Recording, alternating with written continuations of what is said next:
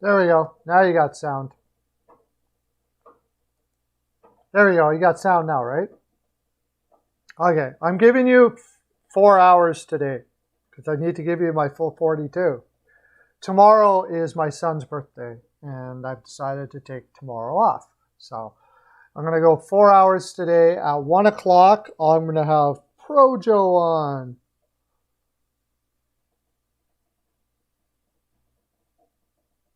I'm going to have Projo on. There you go. So at 1 o'clock, Projo is going to be coming on. But until then, I'm just going to talk about everything hockey.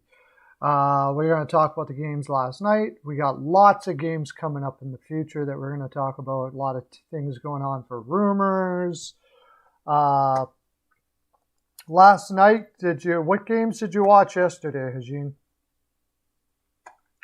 We'll start with that. Did you watch any hockey? Yeah, it's my son's birthday tomorrow, so I'm taking the day off. We're going to a special place in the evening, and Caroline, my wife, is taking the day off, so I decided I'm going to take the day off, and we're just going to enjoy ourselves tomorrow. Not to mention, it's Thanksgiving in the United States tomorrow, right? So good for everybody to get together with family and all of those sort of things. You're hearing me all right now? So last night, I watched the Montreal game pretty intently last night. It's Montreal. Calgary. And the way they played Chicago. They're almost like Carolina in a way. The way they meticulously they try certain things out, see what's working against the team. It's just like they're like boxers picking away at weaknesses. Oh, okay, picking away at weaknesses until they finally find a hole, and that's what they did last night. Chicago got a couple lucky ones, but really Calgary, whatever Chicago tried to do, Calgary had a counterpunch. And at the end of it, Chicago looked like they realized they had been defeated. Chicago's got a long way to go. I think that Edmonton, I was pretty sure Edmonton was going to lose that game. I didn't put it in as a pick, but the defense is terrible. Defense is absolutely terrible. They've been getting by with it. They get away with it, but you're not going to get away with it forever. It's just not going to happen. You're not going to get away with that, with those kind of missed assignments and passes that don't make sense. It's like for the Oilers defense, it's like they're annoyed that they have to be in the defensive zone. That's what it looks like to me. And now they got a guy like Broberg up there who is just trying to figure it out. I mean, just first couple games, doesn't look like he's confident and ready right now. I mean, they should beat Arizona tonight, but we've already talked about the fix with Arizona. Yeah, Chicago is playing better. There's no doubt about that. They are definitely playing better. Well, they're 5-1 since the coach got in, so they've been winning. They're surprising teams because they're actually playing some pretty decent defense. They're actually hard on the puck and stuff like that. I like when I was listening to the commentators last night from both sides. The Chicago analyst, and I don't remember his name, said that basically what King, the new coach, said first was just go play and don't think about it. The first thing you have to do is just get your natural way of playing back again, because they were overthinking everything that they were doing. They were second guessing themselves. So the first thing he told them is just go and don't think. I'm not even going to tell you an X or an O or whatever. Just go play and don't think. And so that's what they did. And so I like that. That was a good idea. That's smart. Like, the first thing I would do as a coach is just make it fun again. Go have fun, work hard. Don't worry about winning and losing necessarily. Just go out and try to score, be hard on the puck, and make passes that feel natural to you. And then we'll go from there. Then we can try to tweak some things in your natural way of doing things and maybe might be better for this team as a team and all that kind of stuff like that. So kudos to him for that, for allowing the players just to be themselves first. Because after everything that was going on, I mean, I think there was a lot of questions there's a lot of questions in the minds of those players in many things. Their organization. Once things start falling backwards, I think players start questioning their talent, their ability. Guys like Kane probably doesn't. They've been around long enough. They know what they are. But certainly younger players, once it starts, seeds of doubt start to get into their head, then, yeah. Oh, CL, Philadelphia last night. I don't know. I mean, call it a coincidence, but Ristolainen was trash last night. The whole team was bad, though. That Philadelphia team does not believe they can win a game against Tampa Bay, against the better competition. They don't play like they believe they can win a game. And their anticipation, as we were talking about last night with Projo, it's not there. There's almost like what Chicago, I was just talking about with Chicago. I think they just need to be, just go play right now. I wouldn't even worry about X's and O's with that team right now. I would just say, go play, have fun. I don't take risks if you have to, whatever. Don't worry about winning at the moment. Just get your confidence back up again. That team does not look like it has confidence at all. And I think that the clock is ticking now on AV. Carter Hart's playing well. In what world does Mia? That isn't that great. McEwen would look like the best player last night. They've got an ugly stretch coming up. They got Florida tonight on a back-to-back with Jones in net. Do you have any confidence at all they're going to win that game? I don't. I don't have any confidence. I don't even know how they're going to go about winning that game, to tell you the honest truth. Try to play a trap. They don't have the legs to play a trap. If you're not anticipating the play, how do you play a trap? The trap is all about anticipating the play. They're not anticipating the play at all. I would be absolutely astounded if they win that game tonight. That would be an astronomical win.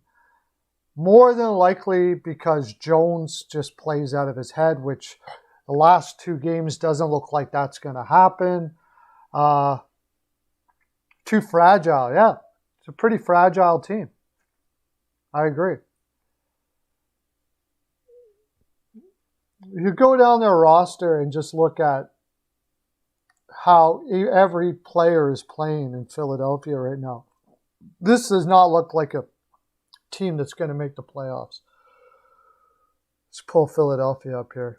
It's not like they got tons of cap room to do. Farabee, the biggest surprise to me on Philadelphia is Farabee going south. I never saw that coming. I got to say, I never saw Farabee being one of the guys that wasn't playing well.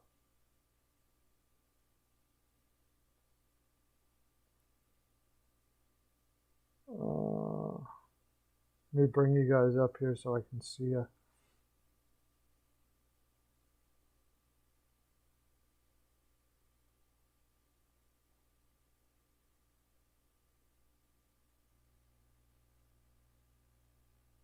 Yeah. Yeah, I'm surprised too. Like Braun and oh shoot. Braun and Zach McEwen was the best players last night. And that's the good news is Braun and Zach McEwen played well. The bad news is Braun and Zach McEwen were your best players last night. I mean, that's just Oscar Lindholm looks like he's completely lost all confidence. I'm starting to wonder if maybe when he came back after the cancer issue that his fire for playing dropped off or something. I don't know. He started to, sometimes when you go through a difficult situation like that, all other things don't seem as important to you anymore. Derek Brassard went down too. And that's really one of the biggest things is not having Hayes is such a huge loss. They don't, it's almost like they pretty much don't have anybody to replace him. Now what do? You got to throw Lawton up there. You bring up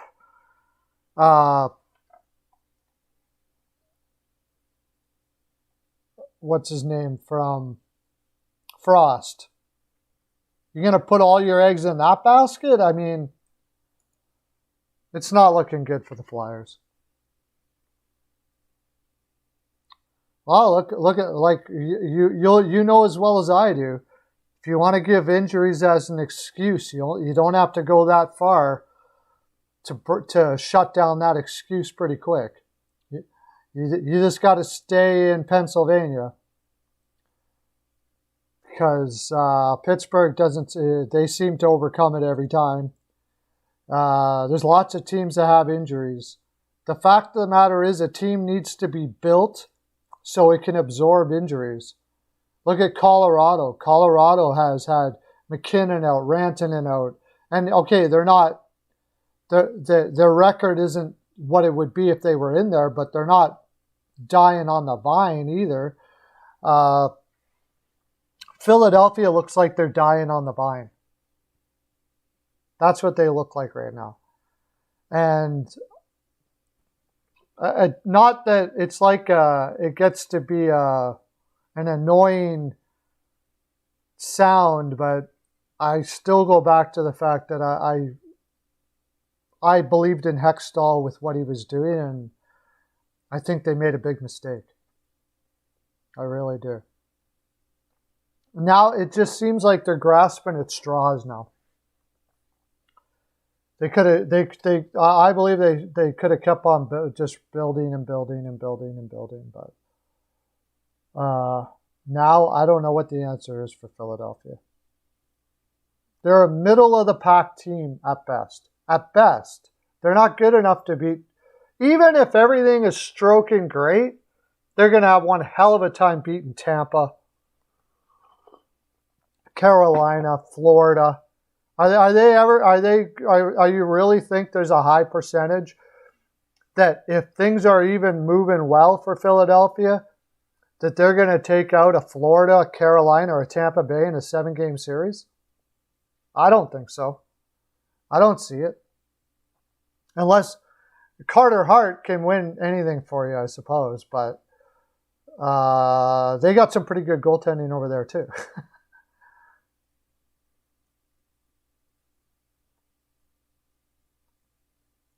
Yeah. It's just not it's not looking good for Philadelphia at all. I didn't necessarily think they were going to win that game, but they were out of that game. Like, they were out of that game. They could do nothing to penetrate Tampa at all, hardly. Hey, Lauren, how you doing? So just so you know, and I'll remind people all the way through here, I'm doing an extra long stream because tomorrow is my son's birthday and we're going to take a day off. Caroline, my wife, is taking a day off, so I'm going to take a day off too, so we can just chill tomorrow. We got a whole bunch of stuff to do tomorrow, so. I think it's a lot of pressure to put on Frost now. Coming up, sure, he's doing well in the minors, but now he's got to come up and, I don't know, you got to kind of approach it like, just do the best you can out there, kid. You're doing well in the minors, no pressure. You got to take all the pressure off of him, I think. We got injuries here, and we're not expecting you to, be the be-all, end-all. Just play at what you're... Yeah, well, it's not Thanksgiving in Canada, but yeah, my son's birthday's on American Thanksgiving. Hey, Mercer, how you doing, buddy? But we were just talking about the games last night. Philadelphia, Edmonton. Keith went down, which is probably a bonus because the guy shouldn't even be in the lineup. It's horrible. Again, I don't, for the life of me, understand why they thought that defense was going to be good enough, but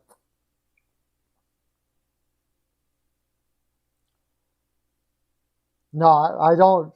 Frost is not going to be a game changer. What a time to have to bring him up against Florida, against like Sam Bennett and look at Florida's lineup. You got Philadelphia's lineup right now. You're going to have Couturier, Farabee. They got Konechny up on the top line again. A second line is Giroux, who's playing well. Frost and Atkinson is going to be going up against... We'll bring up Florida's roster here. Verhaeghe, Lundell, and Reinhart. I mean,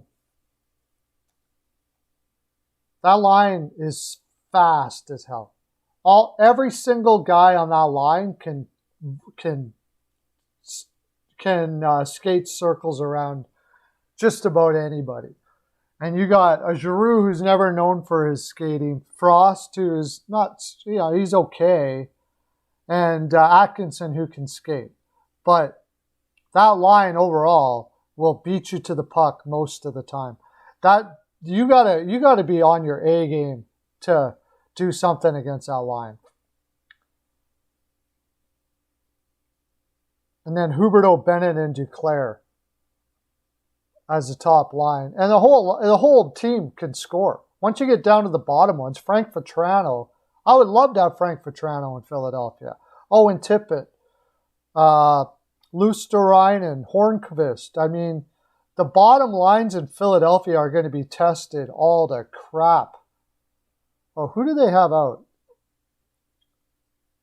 They're playing... Bobrovsky will be in net, and Philadelphia's had troubles playing against Bobrovsky, as you know.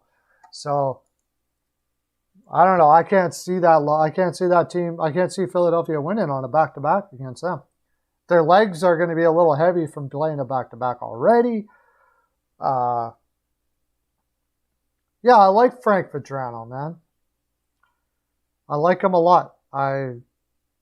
If I was a team looking for depth scoring, but it seems like Florida's quite happy with them. But I'd be looking at a guy like Vatrano. He's got a killer shot off the point. He's just shoot first guy.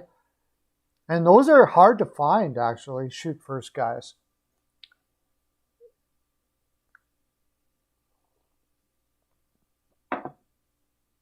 Yeah, Brassard can't play like that. That's right. That's a very good point, CL. Every time you play Brassard more than 10 minutes a night, he's injured after 5 games. They play in the most back-to-back games in the league this year. Wow, that's not good. And they've got Jones as their backup.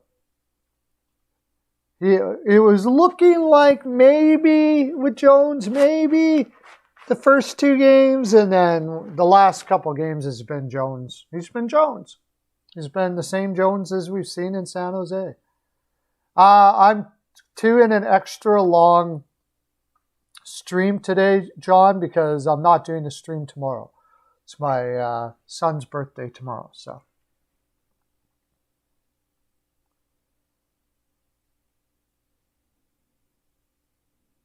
Yeah, and you brought up Edmonton. That would have been a guy I would have been going for if I was Edmonton. A shoot first guy like that to play, just kind of be a guy that helps out a line. You know what I mean? He can play. He's not the greatest defensively, but he's not horrible. He plays tough. He doesn't back down from anybody. And my favorite part about him is like when there's no play, he shoots, and he's got a heck of a shot. Really good shot. He would be fantastic with like Draisaitl and Nugent Hopkins. I would prefer that over Yamamoto, to tell you the honest truth. I would trade Yamamoto to Florida for not straight across, but because Yamamoto is so young, he's got upside. For Vetrano plus. If you could scoop a good defenseman off of him, that would be wonderful. We could use one of those. Maybe 2 or 3, but that game in Dallas, the Oilers, they can't get anything going out of the D zone. All the forwards have to come back and basically play for the defenseman. And by the time they got to come out of the zone, you got a team like Dallas that knows how to play a trap pretty well. You're going through everything you can. You got to go through every player. It's sad. It's sad to see 2 superstars on a team like that being squandered because of poor defense, because of poor defensemen. Duncan Keith, $5 million a year, gave up a third and a prospect. Who played last night, by the way. Caleb Jones played last night with his brother for Chicago and looked pretty darn good. Yeah, he got hurt. Doesn't really matter much. They gotta do something there. They don't need Smith coming back would be enormous. That would help.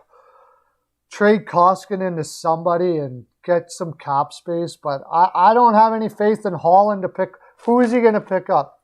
Who do you think Holland's going to pick up for a defenseman that might be available? Like probably Nick Leddy or some freaking thing. Call me negative, but I'm just looking at it realistically from what they've done so far. I have no faith in who they might pick up to add into that roster.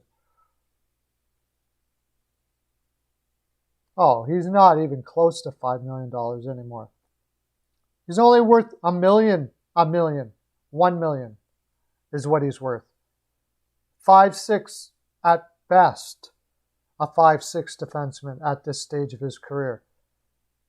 To give up a third and a prospect for a guy that is at his stage of his career at $5.5 million a year is bloody criminal. That is, I don't know what they're thinking, man. These are paid general managers. Like, I talk on the Edmonton chat rooms and Facebook and stuff, and I hear it all the time. Oh yeah, like if you know so much, how come you're not a general manager or whatever the case may be? Honestly, I should not be right. How to explain it? I shouldn't know that. I mean, there's no general manager out there that should think that Duncan Keith is a third and get paid NHL money. I'm sorry. You don't have to be. Do you think Joe Sakic would have given a third and a prospect for Duncan Keith? Or Stevie Yzerman? Or Fuda? Or Zito? Or any of these guys, brilliant general manager minds out there? I'm not saying I'm just smarter than a general manager. I'm saying that general manager is clueless. This is a guy who fell through the cracks that if any other general manager in the league, maybe not Benning, maybe, but most general managers in the league would laughed when they saw that. They were like, you're not going to believe what Holland did today. There's no doubt about it in my mind.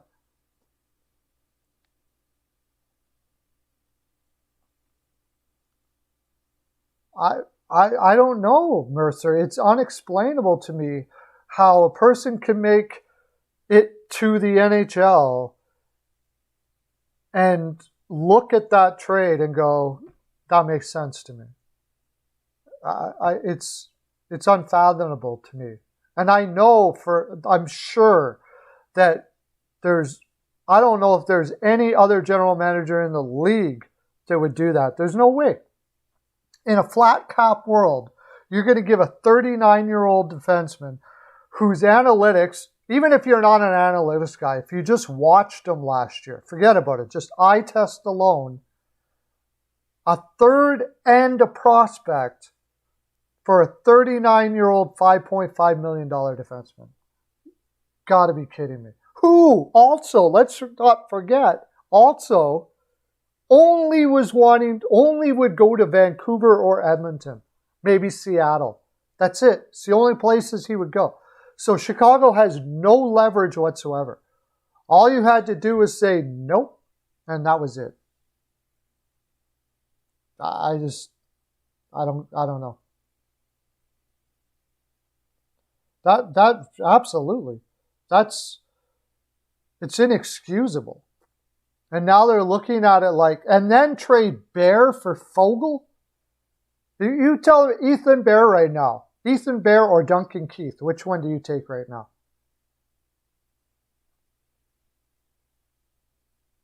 I'm going to put that on Facebook right now. This is what we're going to do today. I'm going to post stuff on Facebook right now. I'm going to post, this is fun. This will be fun. Let's do that. I'm going to post it to the Oilers, to the biggest Oilers group on Facebook. And we're going to see what comments we're going to get back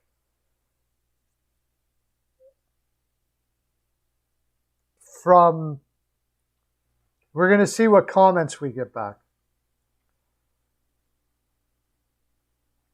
Bear or Keith? Who would you rather have?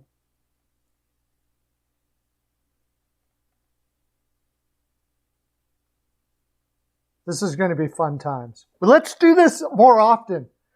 We're going to post questions on Facebook groups. If you want to join this group, it's just called Edmonton Oilers Fans. You can join the group with me. And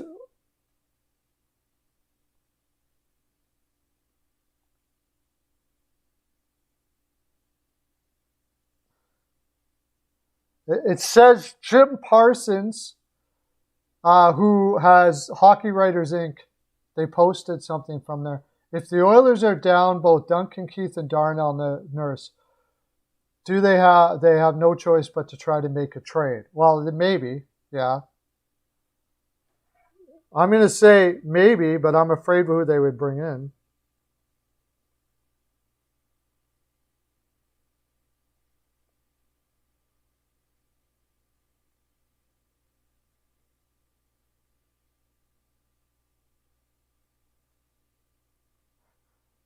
They said, is it time for the Oilers to make a trade? And I said, maybe, but I wouldn't want Holland making the trade.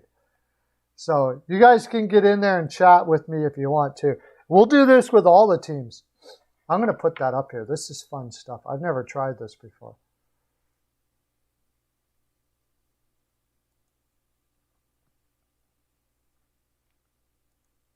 So we'll see what people say. What else do you want to talk about with teams out there? I mean, the Oilers, who would you go for if you had a chance now? You got some cap room. Keith is gone. You know, You can't get Larson out of because he already left. Maybe Carson Soucy.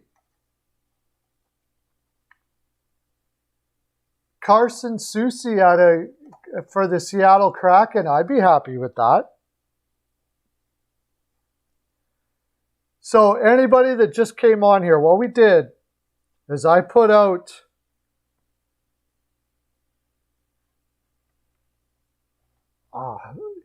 they're saying they would rather have Keith than Bear. I would rather have Bear play his offside.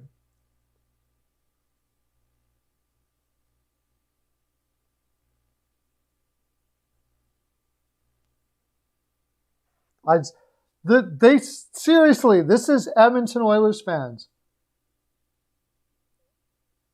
I would rather have Bear play his offside than have Keith. Wouldn't you?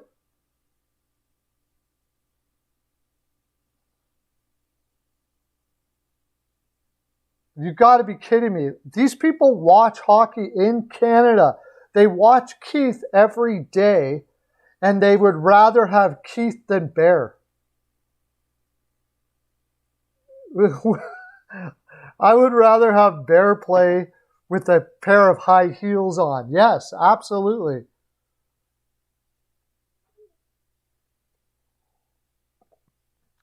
I would rather, oh my gosh. I can't believe that was the answer.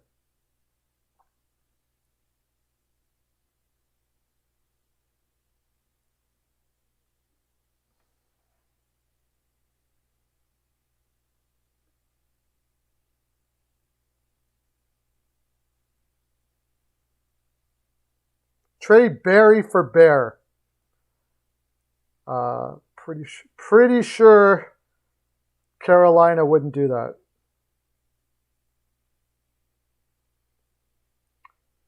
They said, especially since we have Barry on the right side already. So I said, why don't you trade Barry for Bear? Pretty sure Carolina says no. Bear is a better player than Barry. Our Tuukka Rask isn't going anywhere. He's made it quite clear he's staying in Boston or he retires. That's it. Those are the only options for Tuukka Rask. He doesn't even care if he's a third goaltender, third wheel, just kind of like a goaltending coach type thing like that. But as it looks like in Boston, that that's not going to be the case because Swayman has been good, but not as good as I think we all thought he would. Well, we had to. After watching the Edmonton Oilers do what they did last night, watching that bad defense. Anyways, I posted something, Lauren, and we can do this on any group. I'm going to do this more often. But I asked, would you rather have Bear or Keith if you want to talk Carolina? And the first two responses were, they would rather have Keith than Bear. Because Keith is a left winger, left defenseman.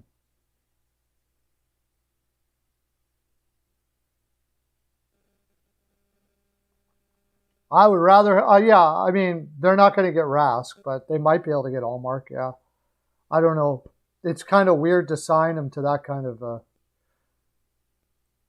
okay.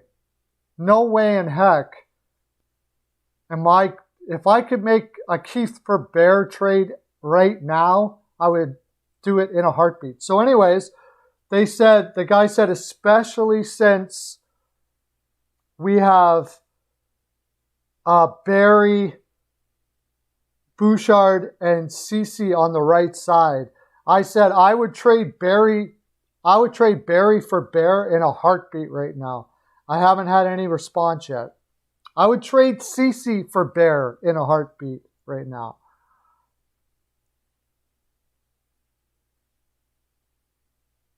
No, they probably would say Nurse.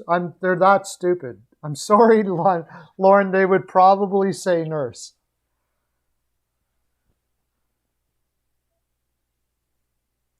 They would probably say, if they want to have Keith instead of Bear right now, their idea of logic has left the window a long time ago. Slavin is a million times the defenseman that Nurse is. A million times over. Slavin. Like, it's not even close. It's not even close. And if you take their salaries and two on top of it, like, if Nurse is getting 9, Slavin should be getting about $14 million a year. No doubt about it. He is a million times better of a defenseman. He's better than Hamilton. He's better than... There's only maybe 1 or 2 defensemen better than Slavin in the league. And that's even questionable. I would say Hedman, maybe I would take Hedman over Slavin, but it's close.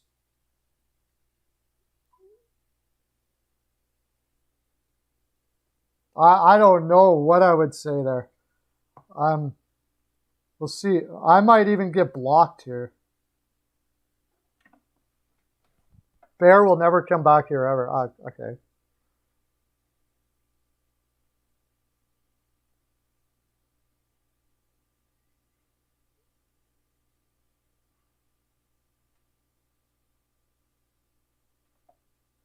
He said Bear will never come back.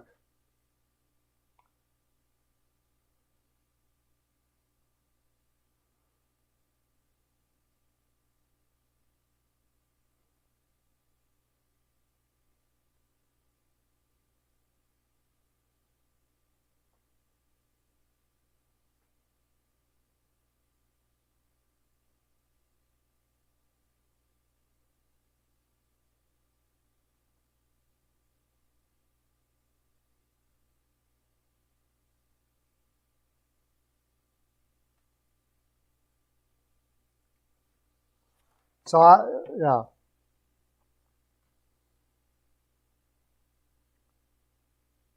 I don't understand, even from a left shot, it doesn't matter. Bear is better than Keith if he plays his offside. He's still better than Keith.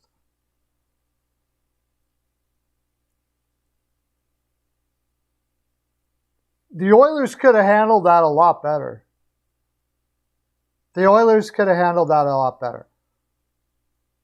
And Bear didn't have to have such a burr up his ass about it either. He could have handled it a lot better as well. Both of them could have. But whatever about what happened there. But the Oilers could have handled that a lot better. They could have used that as an opportunity to champion the native culture, but they didn't. And so, I don't know. Brutal move. Anyways, you could have, even if he had to go, there had to be a better thing to do to replace him with than Duncan Keith for $5.5 million for 2 years.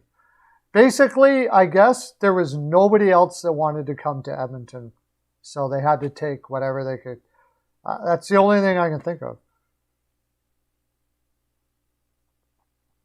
Do I think Chicago? No, I don't think Chicago would have kept him either. That's the whole point.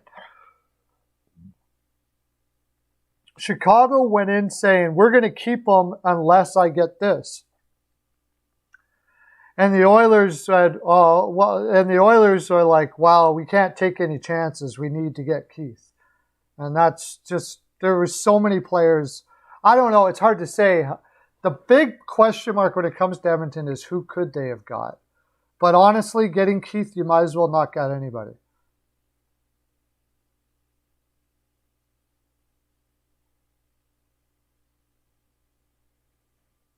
Chicago that was a great move.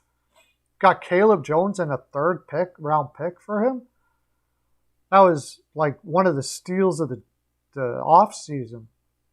Not quite D'Angelo, about as good as D'Angelo level.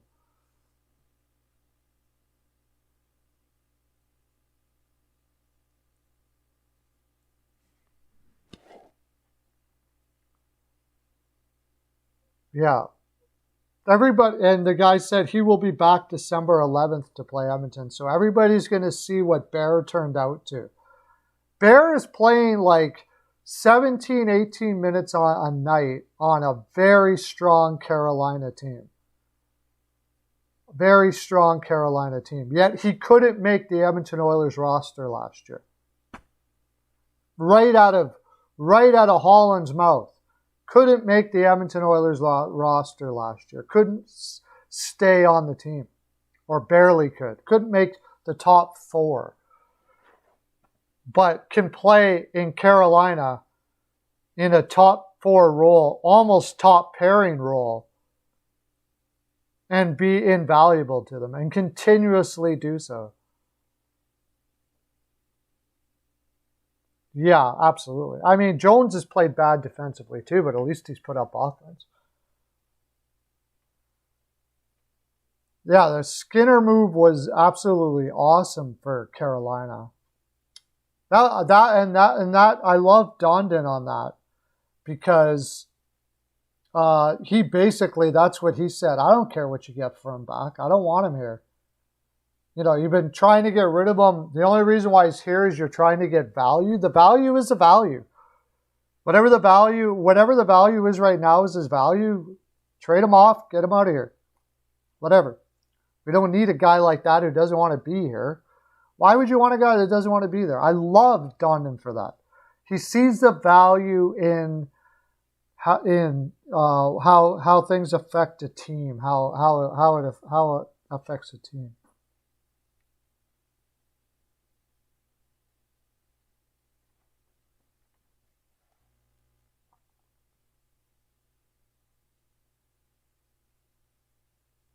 Oh, frick, I forgot to. I spelled Keith wrong.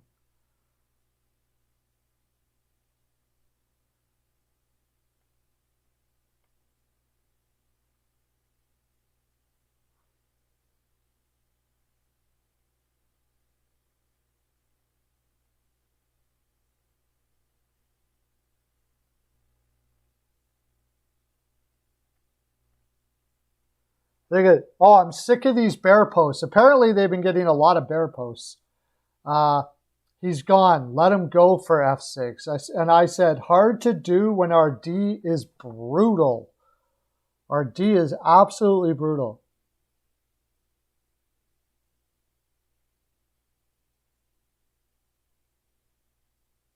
Yeah, that's right. I love Dundon for that. He's done it all the way along. Like, if you don't want to, and he doesn't even get mad at a player or whatever, or general manager or whoever it is that wants to move on somewhere else for whatever personal reasons or whatever the case may be. He's just like, cool, man. Right. There's nobody that has so great value that you can't work around it. And he takes greater value in team chemistry, character, and team building than he does in an individual player's talent. And I love that for that. Oh, yeah, we have a lot of prideful Oilers fans here. No doubt about it. We have a lot of guys here that just will not say that there's a problem, no matter what. They just won't say it. They won't admit it.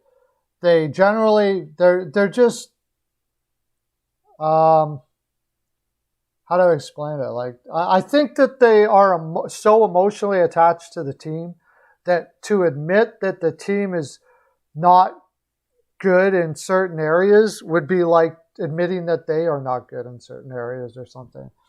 They get very offended if you just bring up logic, for sure. I don't know if it's like that on every team. I mean, I'm sure there's fans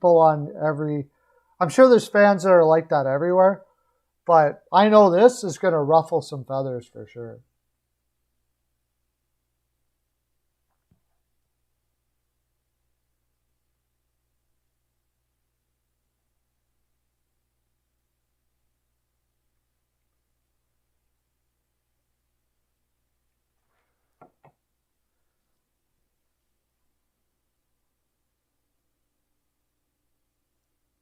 Well, you know what they say? They say, why keep on bringing up this Bear stuff? He's gone. Get over it. Get over what? Our defense is awful. Our general manager's replacement player was Keith, that somehow you think is better than the guy who left. And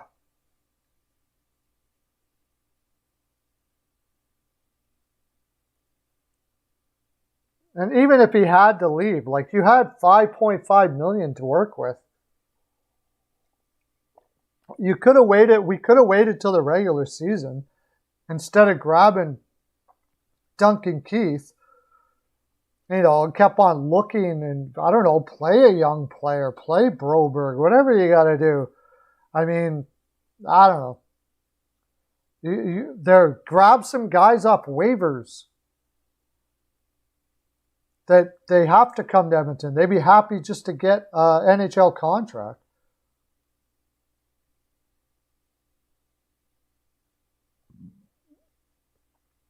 Yeah.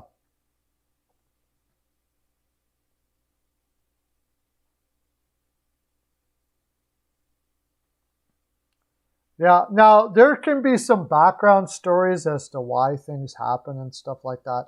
When I go down the league, I don't see general managers that are, you know, completely off base for the most part. And I can probably realize that there's some things in the background that forced their hands to do some moves that maybe they knew weren't going to turn out great or whatever. But that specific move and some of the other moves that the Oilers did, I'll just never get it.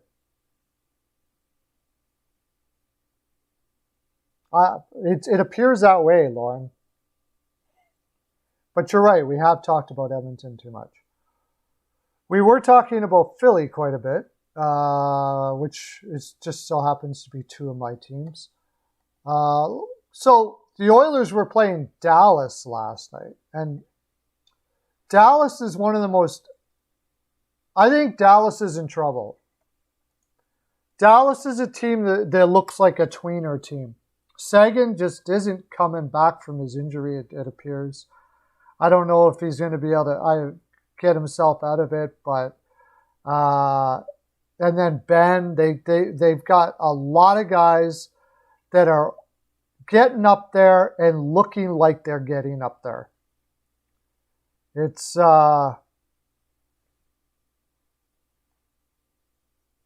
I don't know what to. They're one of the teams that I don't know what to do with. My gut says they got to just tear it down. My gut says that, but how do you? They're San Jose, Dallas, Vancouver. I think off the top of my head are three teams that have put themselves in a situation that any direction seems very difficult to go. The Stars are the old folks, homie. Yeah.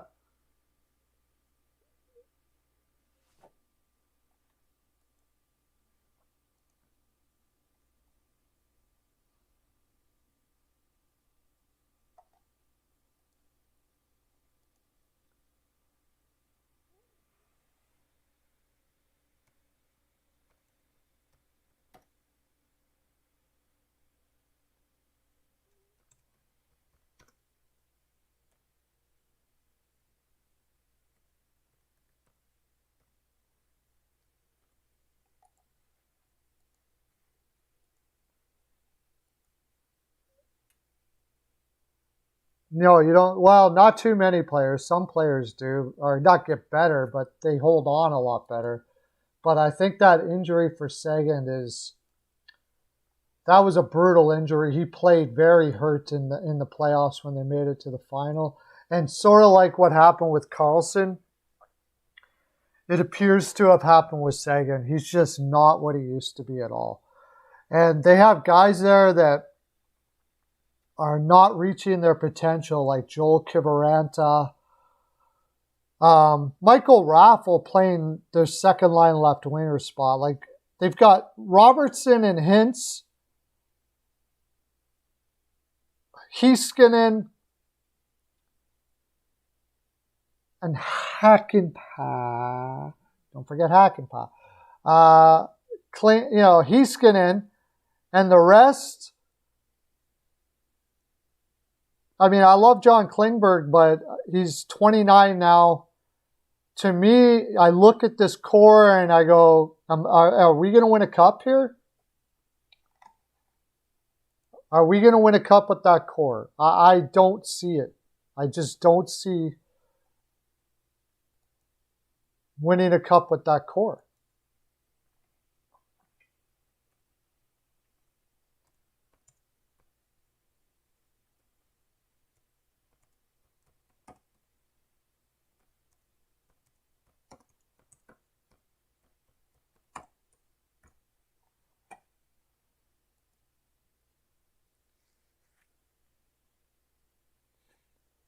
The question is, how do you trade that core?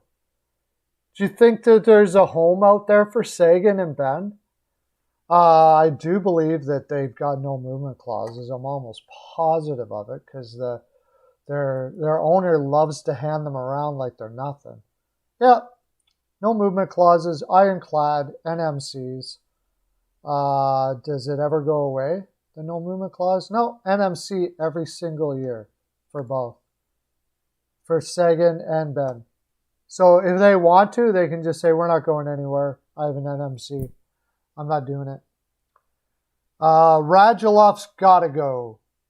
As long as they're out of a playoff spot. But the problem is Dallas is going to be right on the edge of a playoff spot. You can almost be assured. And they're going to hold on to these guys. Then they got a choice. They're going to let Radulov go for free, or they're going to sign him and do it all over again. And it appears their plan is just to keep on getting older and crossing their fingers. That's what I think is probably going to happen there.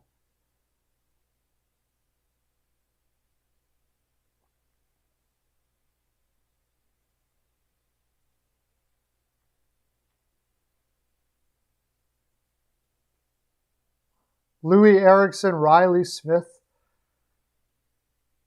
Joseph Morrow. Morrow ended up going to Montreal. Matt Frazier was a bit player at best. Riley Smith would have been all right if they would have held on to him. But they ended up trading, and that's not the finish of it. They ended up trading Riley Smith for Jimmy Hayes. Rest in peace. And so, they got nothing. They got nothing. Louis Eriksson had a year or two that was okay. He went downhill pretty fast, and well, we already know where that all ended up. Yeah, Radulov and Pavelski. So I suppose you don't sign Radulov and Pavelski, and then you try to fill in with free agents all over again, I guess. You take that money and try to get more free agents? I don't know.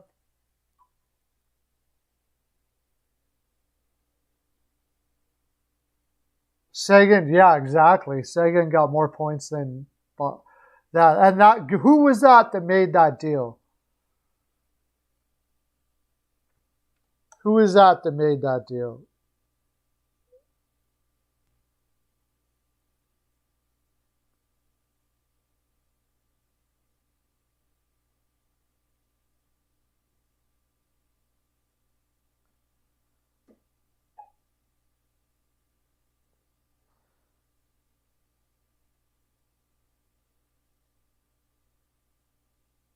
Oh, finally, we're starting to get the people come in and say bear.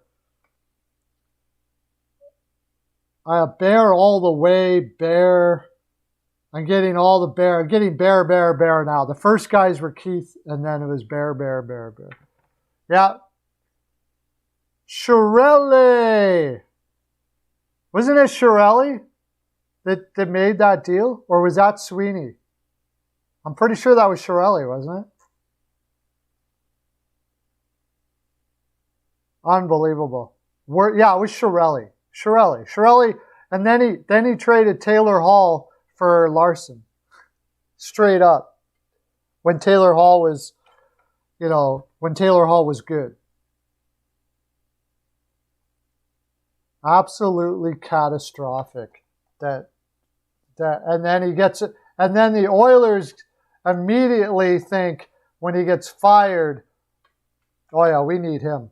That's the guy we need. That's the guy that's going to do it for us.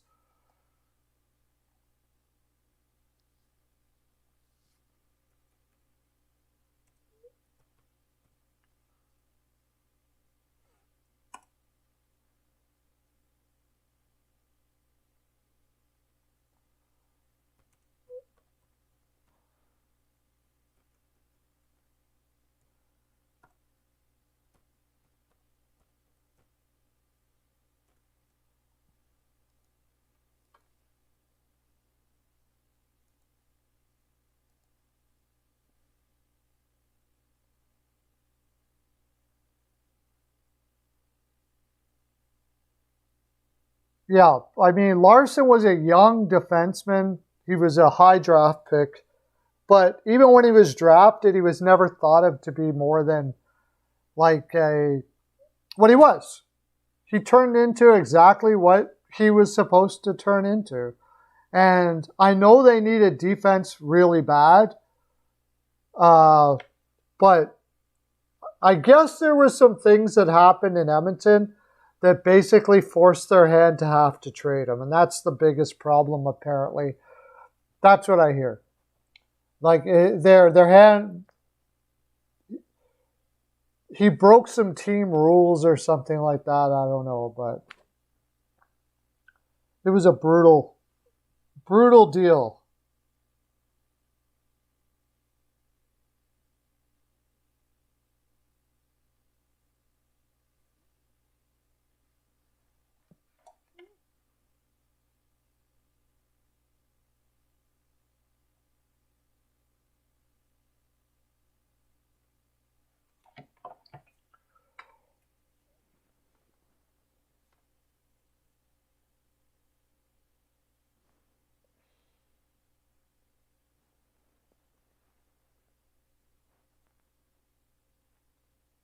How that guy managed to get a job, I don't know. Shirelli, you mean? I don't know. Is that who you're talking about? He must have one heck of a high level of charisma, because he certainly didn't know what he was doing, that's for sure. When they gave Lucic that $6 million a year, after I watched him in LA for the last 2 years. Oh, Milbury, you mean. Milbury. Oh, yeah, same thing. Again, high level of charisma. That's all I can think of there. And the Islanders at the time were a sucker for charismatic people.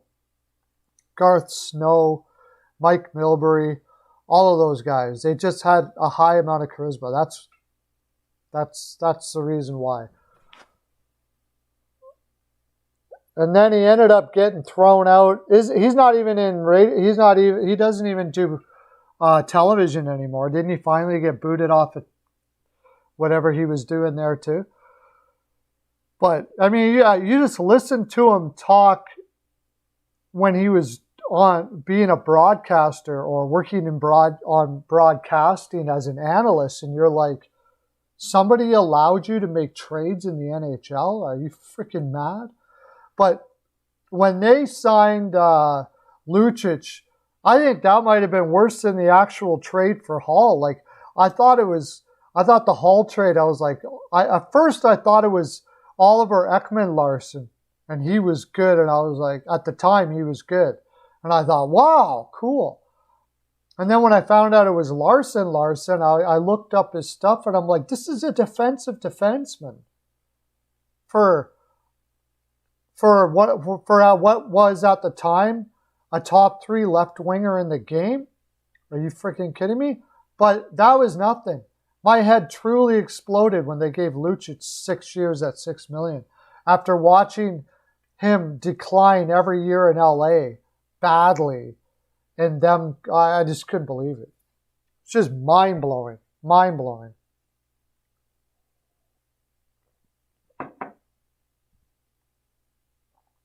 That was mind-blowing. So, like, I think that's the reason why we talk about the Oilers here so much. Is just it's such a polarizing team because they should be the greatest team on the planet, but they just keep on finding ways to make it horrible.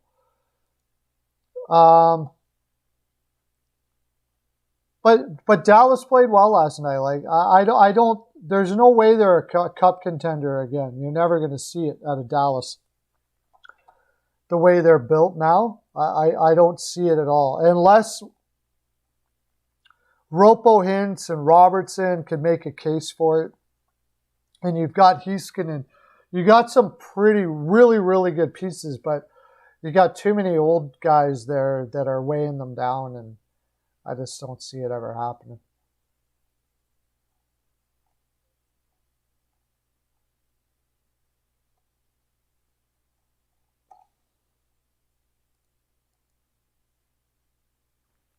We talked about Philly, talked about Chicago, so I guess we'll go to our games tonight.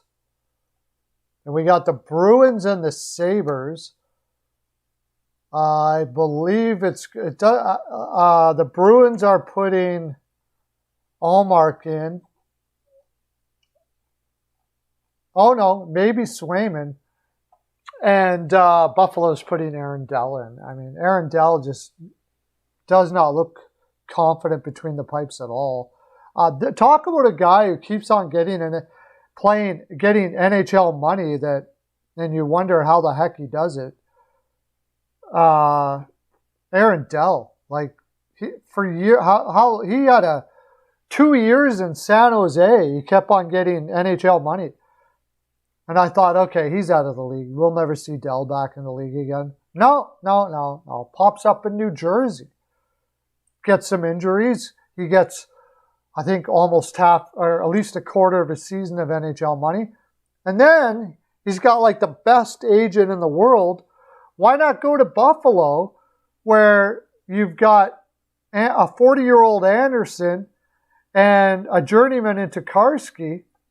Pretty sure Anderson's not going to be able to go a whole season without getting injured at 40 years old. Sure enough, here's Dell. Again, in the league.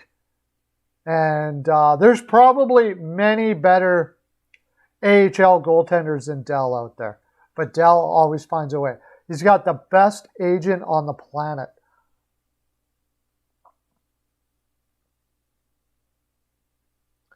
Oh, there is a lot of talk about Samuel Girard getting traded.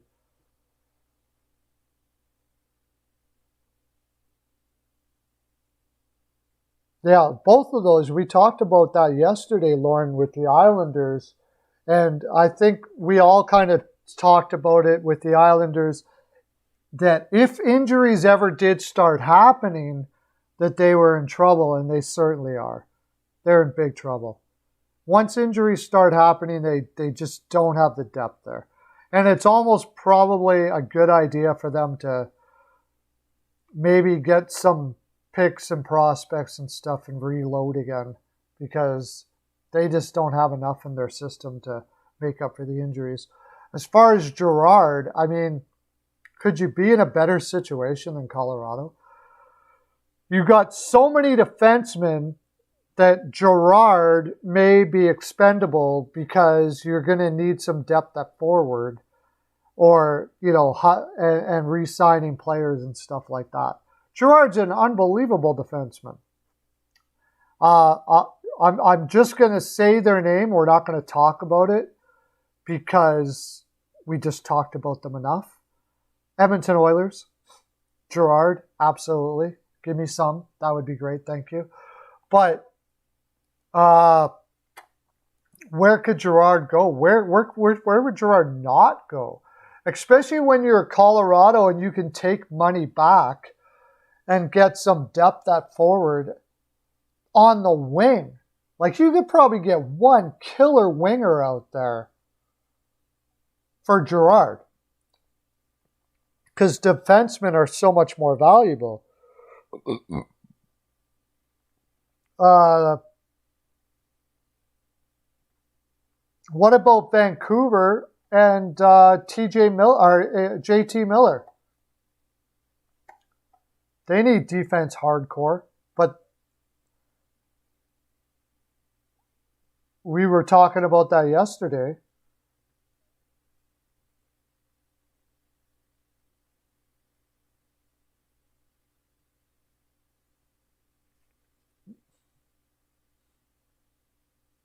Montreal, the Islanders. I mean, all of those teams would be.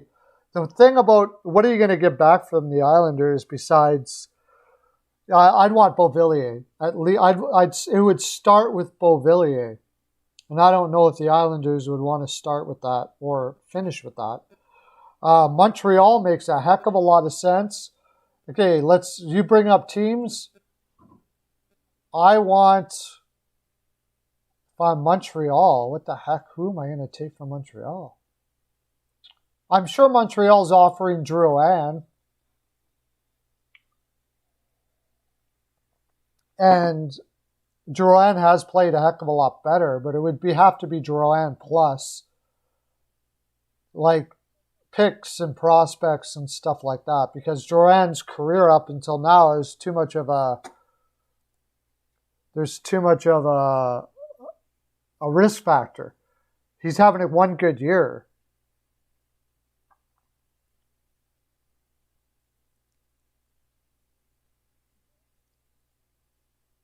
I think Tampa pretty much stays the way they are. I think they see what they have for young players. I think they stay the way they are and then see how they have for young players. And then as they go on, they'll fill holes as they see fit. Gerard to Winnipeg makes sense, yeah.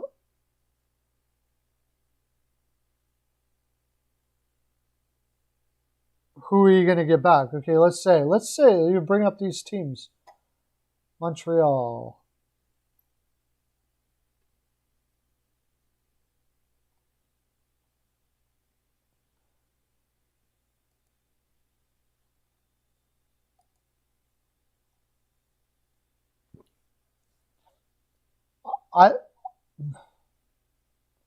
Jonathan Drew. See, I don't know if there's anything in Montreal that makes me want to go. I'll do that for Toffoli. That's it.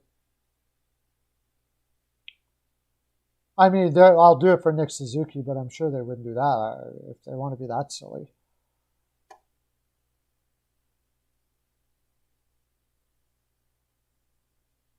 If they want to be silly and do that, then I'll do that, but I just can't see it.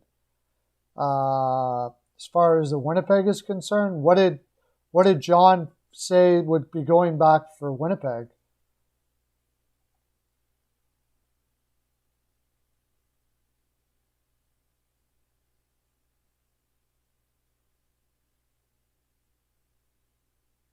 Oh, that's your hot take.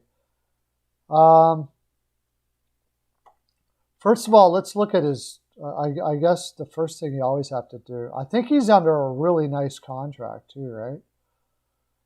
If I remember correctly. Gerard, 2000, yeah, $5 million until 2027. Wow. Man, I want a lot for him if I'm going to trade him. You got to make sure Bowen Byram is healthy before you make that deal. But and what are you looking at? You're looking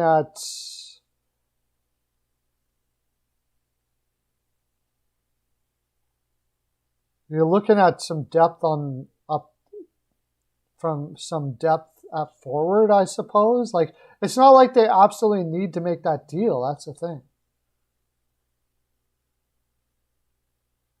Yeah.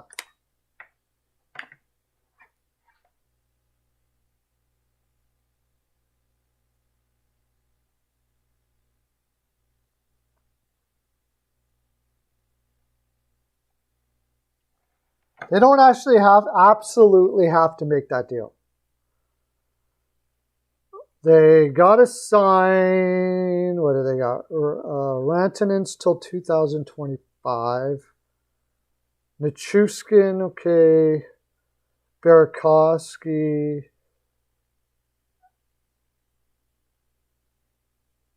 Devon Taves. Yeah, they don't absolutely have to make that deal with Gerard.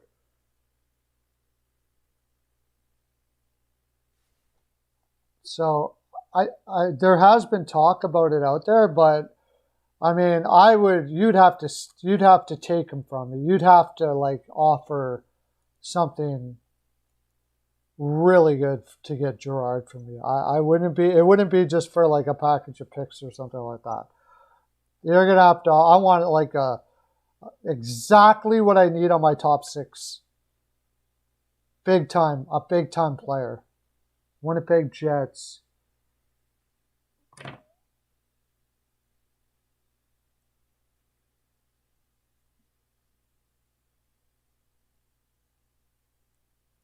You know, why would you take a lesser defenseman back? I don't think Colorado is worried too much about the picks. I get it, but I'm searching for Winnipeg here as we speak. Jets. It's going to take a really good forward. It's going to take a guy that I think is going to put me over the top.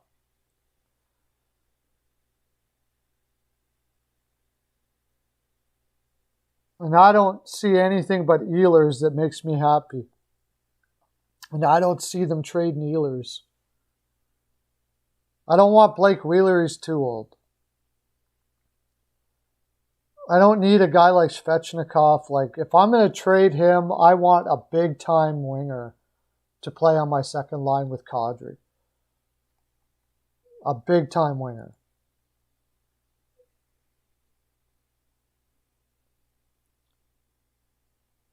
Yeah, I mean, yeah, it's probably I mean, I wouldn't put a ton on it. I just have a feeling the Islanders are going to be gunning on this for that game. I'm just waiting for the ball to drop that the Islanders put it all together and play. That could be it, but it's probably the only thing you can do there is take the Rangers for sure.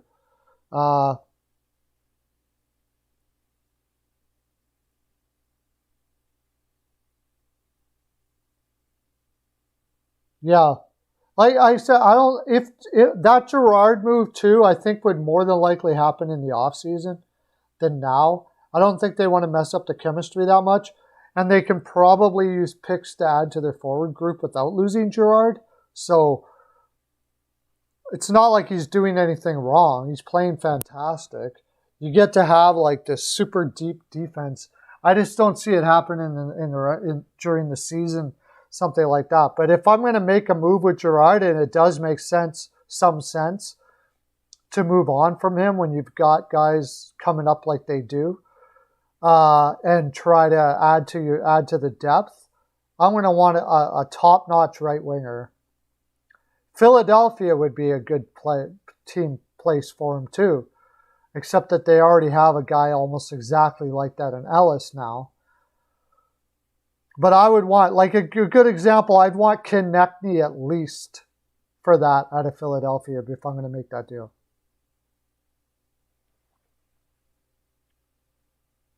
That's pretty good. That's probably a pretty good deal. The only thing about the Canes is they've been on the road a really long time, and we saw what happened to Washington against Seattle being on the road as long as they were. But Canes are a little more disciplined team than Washington is, although Washington's playing with some pretty good discipline this year.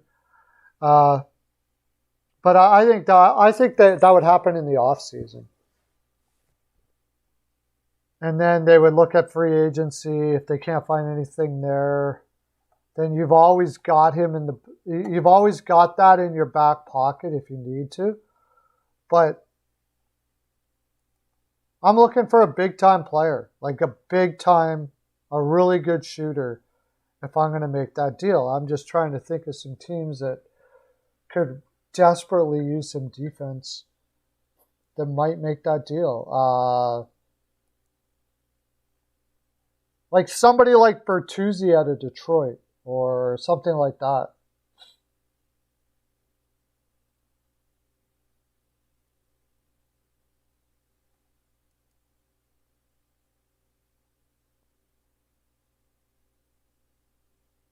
The Blues might, after this year, start thinking that they could help, but they've already got a lot of...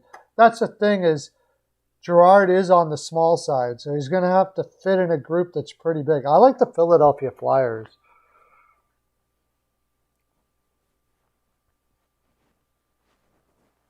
New York Islanders would be, I want Beauvillier, that's it.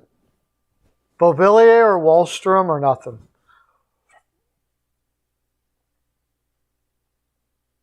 The Toronto Maple Leafs, but I don't know, I want like Nylander. I'll give them Nylander for Girard. Like, that's how high I am on Girard. I think he's a fantastic defenseman. So, I think Girard, I've heard the rumors about Girard. I just don't think they want to use Girard to get what they want to fill the roster. I think they want to have their roster as deep as possible and find a guy without using a player that's on the roster now. So, this is a year that Colorado is open to trading picks or whatever they got to do to load up their wings, their depth at forward to be able to go for it this year, I think. And having one of the best defenses in the league is on top of it is how you're going to win a cup. So that's what I would say.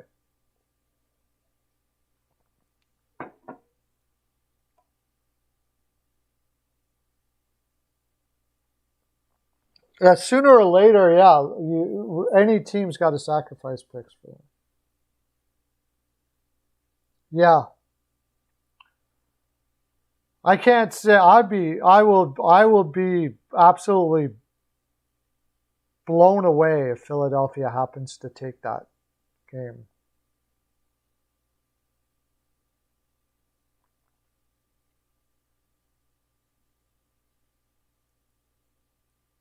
I can't see Philadelphia winning that game.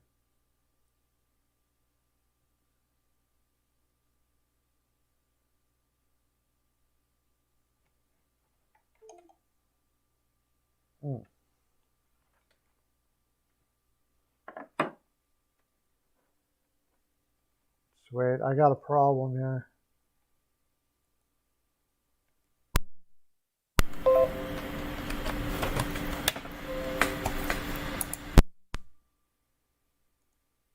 Okay, it's fixed. Anyway, so we will just keep on going with the games.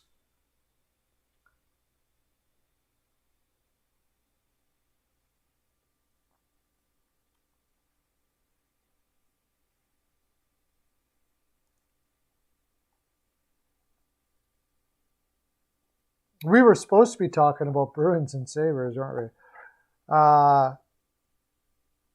And they still have not told us. Yeah, Dell is going to be in that. We talked about Dell. The Bruins don't win that game. There's something seriously wrong with that team. If the Bruins don't win that game against Buffalo, there's something seriously wrong with that team.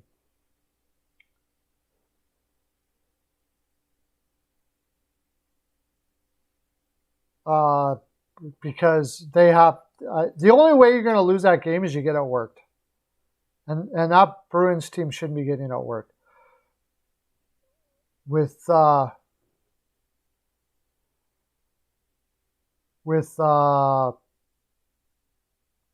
Dell being the goaltender, especially if they put Swayman in,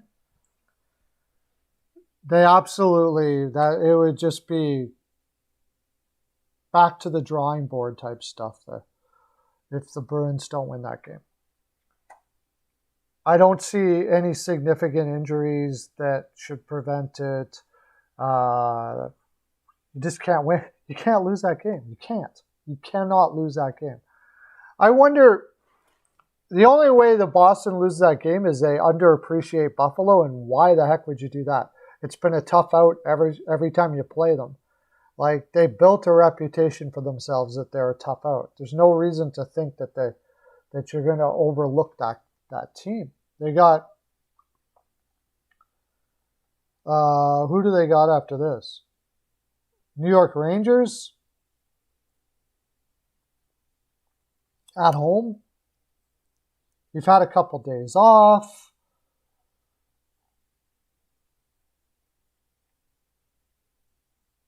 Yeah, inexcusable if they lose that game. Simply inexcusable if they lose that game.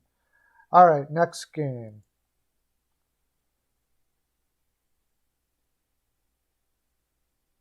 Flyers versus Panthers. We already talked about that a lot. Okay, Devils versus Wild. I would like to know who they're going to put in net. The Devils are one of those teams that drag their feet all the time about who they're going to put in net. Cam Talbot has been not great so far this year. Blackwood has been, his number, he had one really bad outing, didn't he? That's why he's got a 3.03. He's been pretty darn good. Wild are a little bit beat up. Matchup-wise, they play the same type of system. And, the Wild can always hurt you if they get possession down low. But I think I'm going to lean New Jersey on that game.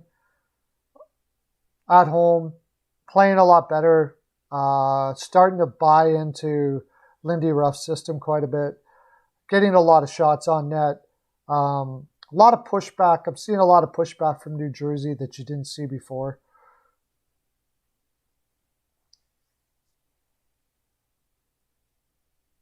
The only thing I can talk about, some of these things I can't talk about, Elliot, because they're paid. So, the only thing I can say about the Arizona game is watch out for the Arizona's going to get the calls all night. So, fortunately, Edmonton's got one of the best penalty kills in the league because Arizona's going to get the calls all night long. And St. Louis knew it. LA knew it. You could tell by the way they were playing. They know that Arizona's going to get the calls. You touch them the wrong way, you're going to get a penalty. I'll tell you that. So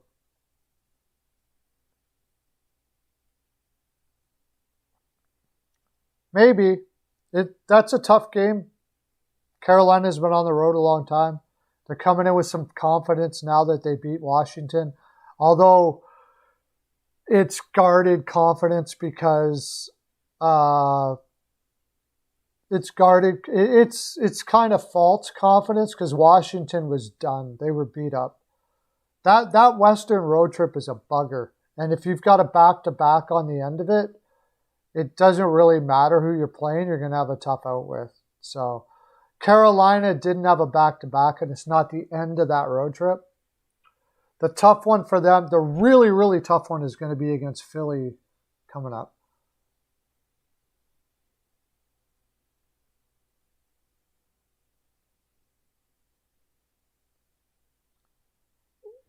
They're human. That road trip is brutal, Lauren. They played overtime against San Jose. The legs are getting tired. That's why it's so important to have guys to put in the lineup on those long road trips. You got to switch guys out a little bit. I'm surprised more teams don't do it, but it's because of expansion, the depth on every team is taking a big hit. So they don't really have guys that can play NHL level sitting there waiting anymore. And that's what's making it tough.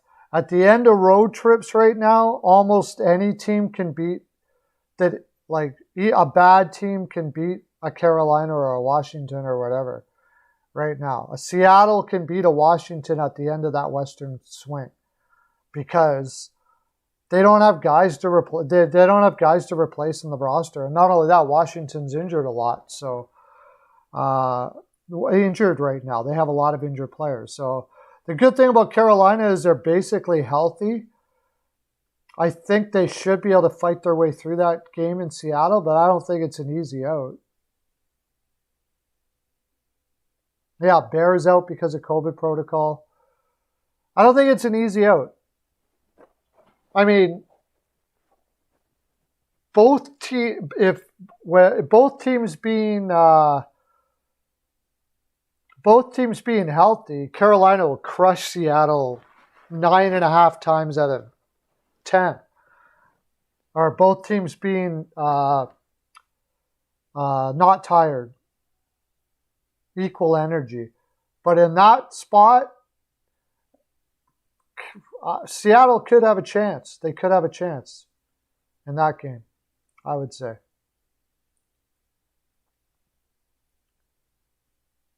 They play a high-pressure offensive system.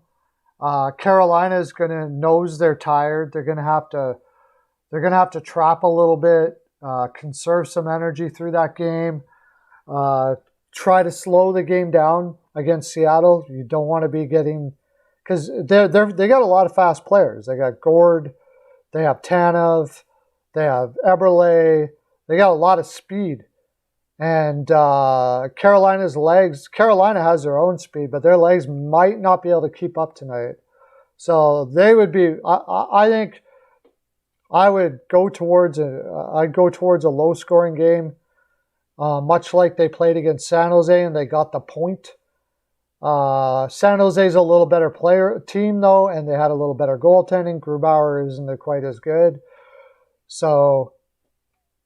plus they had Ranta. Carolina will have Anderson in tonight, which is, at this point, I think Anderson's a better option. So, yeah, if they play it that way and they can shut down the top line of Seattle, they should be able to pick away at them and pull it out, I would say. But I don't think it's an easy out. And they don't want to run and gun with them because they'll be out of gas by the third period, I would say.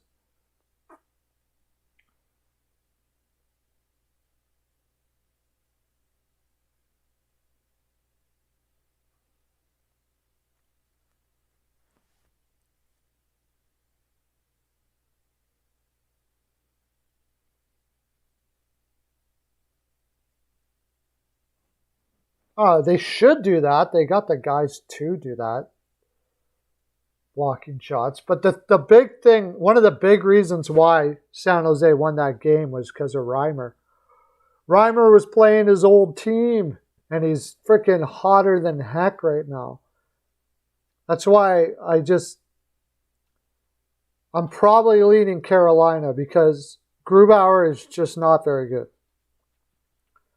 Grubauer is not a $6 million a year goaltender. I think Francis made his first mistake when he gave Grubauer that much money.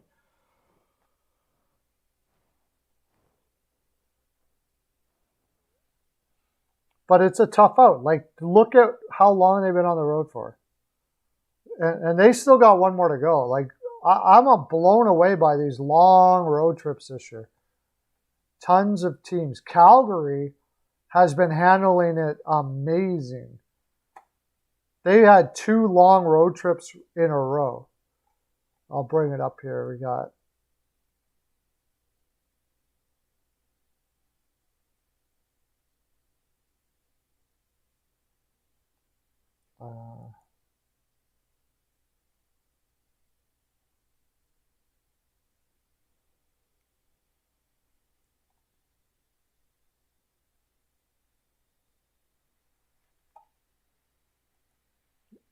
so yeah, it goes back to Vegas with my computer is so slow with Streamlabs going. Okay, they were on the road on the 9th to Detroit. Then they had 2 home games.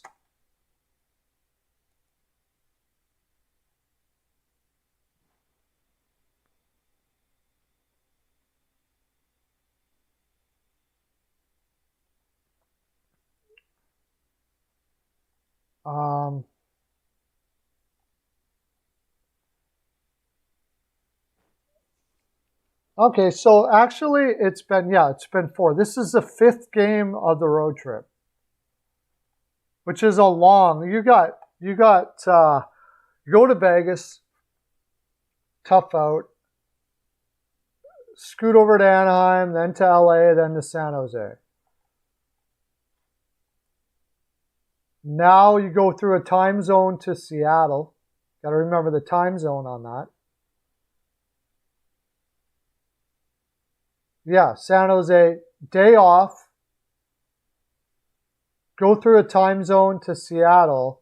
And the next one, which will be 6 days in a row, Philadelphia is going to be a super tough out. And then, first day back from a road trip against the Capitals. Man, oh man. That is one brutal, brutal, brutal road trip.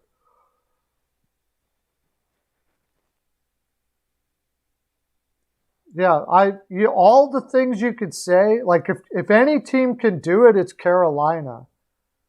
If any team could do it. If it was anybody but Carolina, I'm not taking Carolina here. If it was anybody but Carolina, I'm taking Seattle here. It's possible Carolina does it, but there's no complacency. They're tired, Lauren. They're tired. It's not about complacency. They're tired.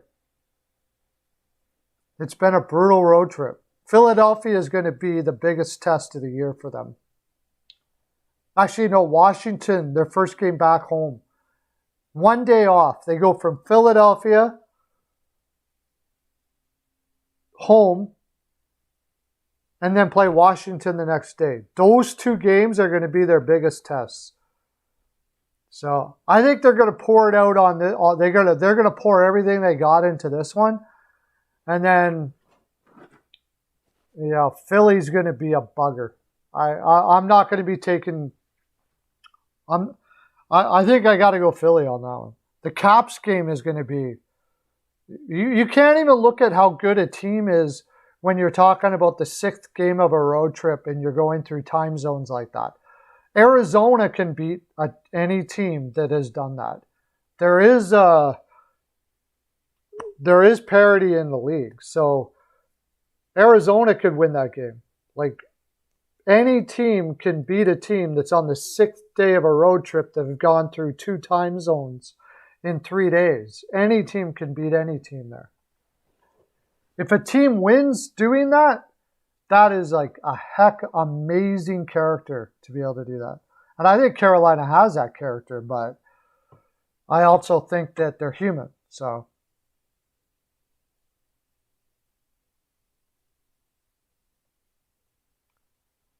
once you get back at home, then you got family stuff to take care of. There's all kinds of stuff that goes on there.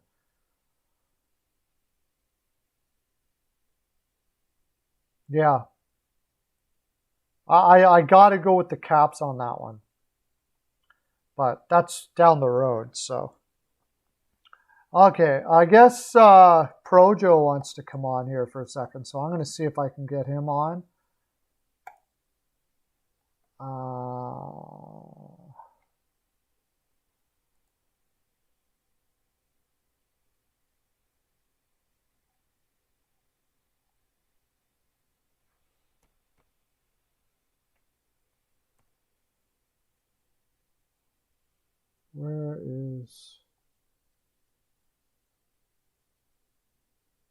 Where's Joe?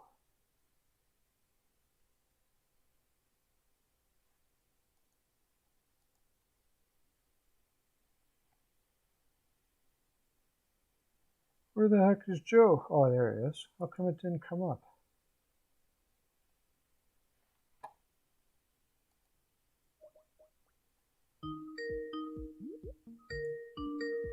So while I'm talking to you guys, I'm going to try to bring up Joe here.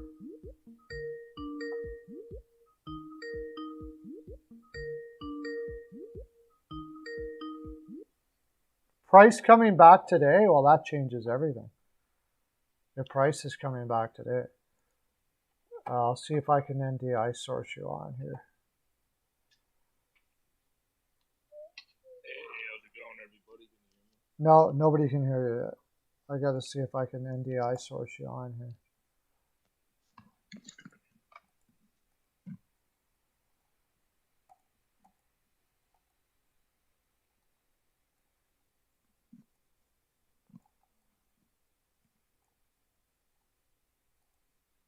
Everybody can hear me right now, but they can't hear you.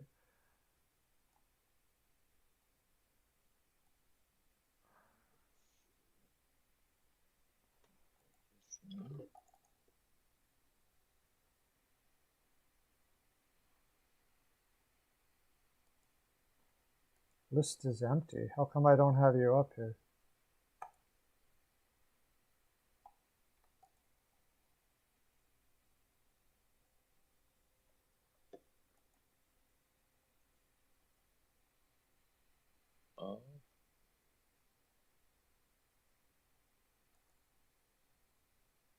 Okay, I don't know what's going on. I can't get you up.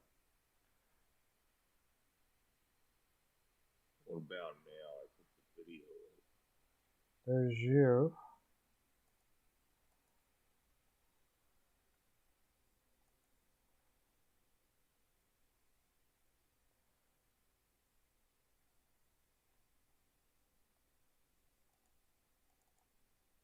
Okay, yeah.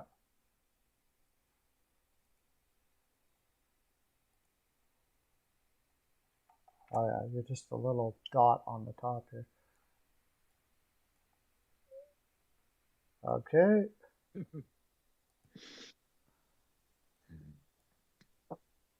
There we go. Hopefully everybody can hear you now. Everybody can hear Projo now? Yeah, can you hear me now? Like you were talking about, I heard when I came in. Um, I'm hearing it. We got an echo again. yeah, yeah.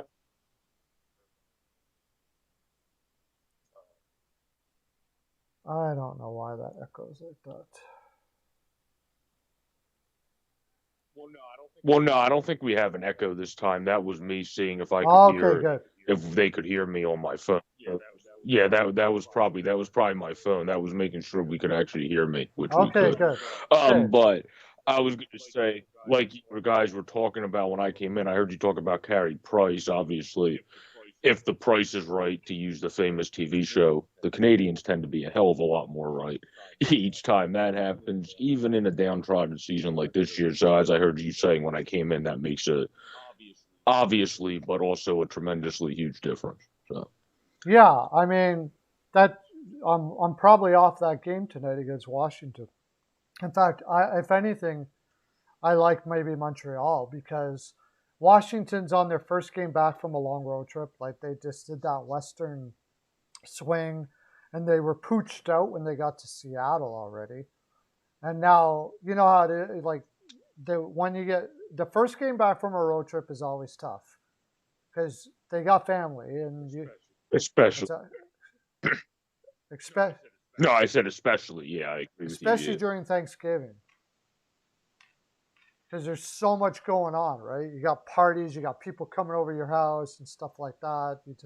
It just changes everything in the energy of a player.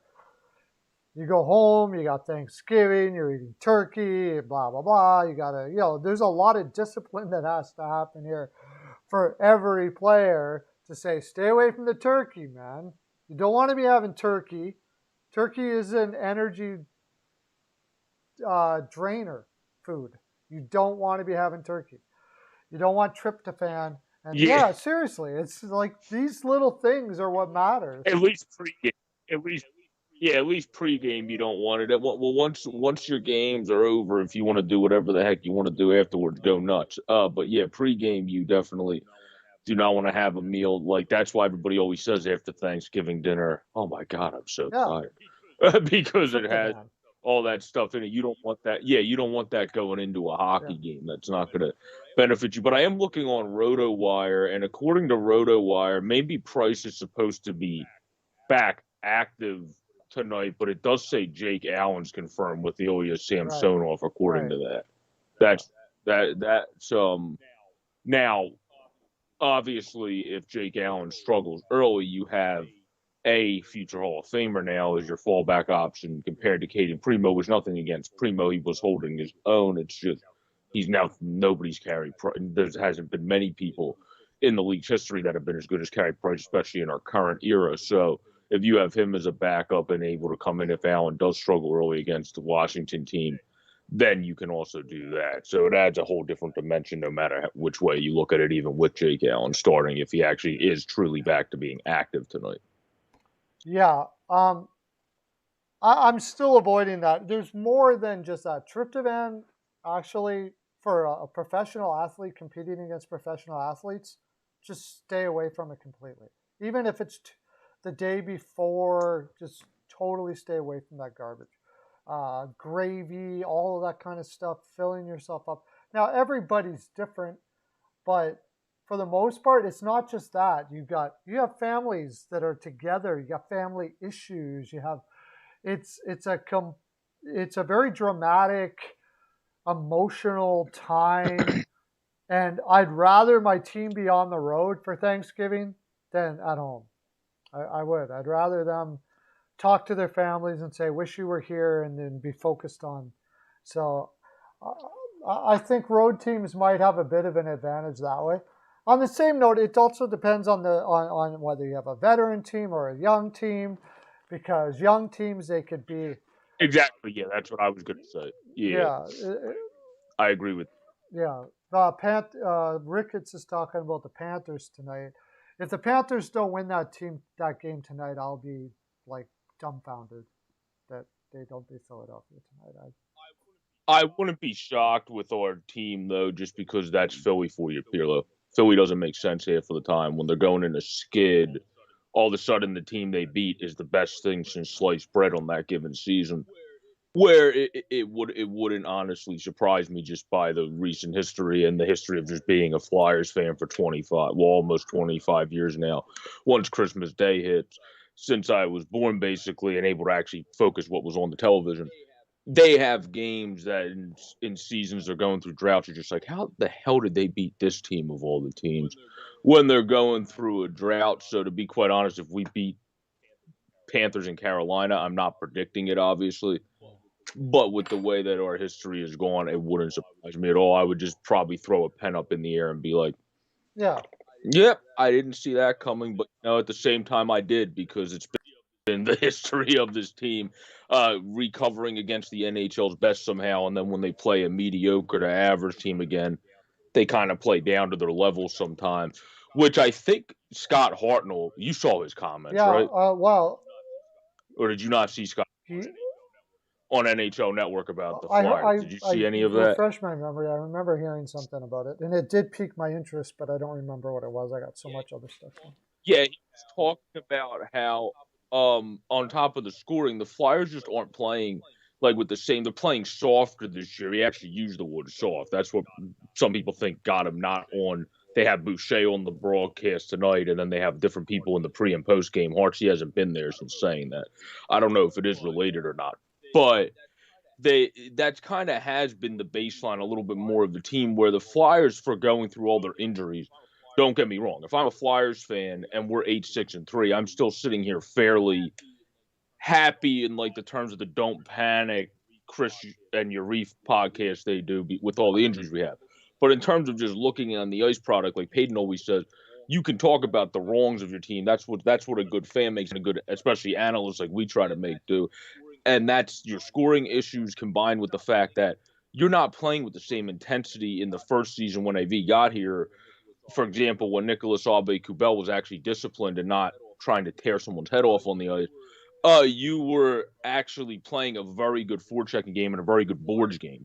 The Flyers, if your name is not Zach McEwen, and in certain games JVR, where yes, he's overpaid for his overall output now, but fans don't realize he's one of the only guys that's actually playing that more jam style game this season for the Flyers in the little aspects of the game. The Flyers are missing that big time this season from, and it's not like they don't have the players that can do it. It's just all of a sudden nobody's doing it. So like AV has to pull that game out of them more this year. You can't just keep doing dump and chase and expect to fix your goal issues. You have to be more physical, net front presence, and you have to be more physical in all aspects of the game. Unless if your name again is Zach McEwen and/or in certain games James Van Riemsdyk, but more specifically just Zach McEwen in most games. So you have to be able to step up and do that. Like Zach McEwen was our best forward last night against the Tampa Bay Lightning. Zach McEwen should not be Zach McEwen should not be the best player on the damn team. I love Zach McEwen, but he shouldn't be the best guy. Like that's like looking at an Energizer player like Upshaw and saying, "Oh, Scotty." Now they're two completely different players, but they're both Energizer players of the team. I think And you going, could put "Oh, he was Zach the best player McEwen on in the that team." Shaw type. He could, but you know what? When you mention Zach McEwen is, to switch to a different team for a second that's related to what you're saying. You see why Vancouver is not going anywhere when you see a guy like Zach McEwen put on waivers like that. Like Zach McEwen played. Yeah, he's one of those character builder, team player guys. Played like that in Vancouver too. He's got more offensive upside than people give him credit for. Obviously, Vancouver. If I'm AV, I think, and like I said, I'm not. That's the reason. Maybe this is the reason why I'm sitting here and not getting paid the big money, but that he is. I would be putting Zach McEwen on the top line last night and say, until you guys do what he's doing here, he's staying there, because that's exactly what Hartnell is saying. And if they want to not do something with Hartnell was bang on last night. And if you don't like what he said and you're going to shut him up, well, guess what? Philadelphia's going nowhere, because that's exactly what needed. That team.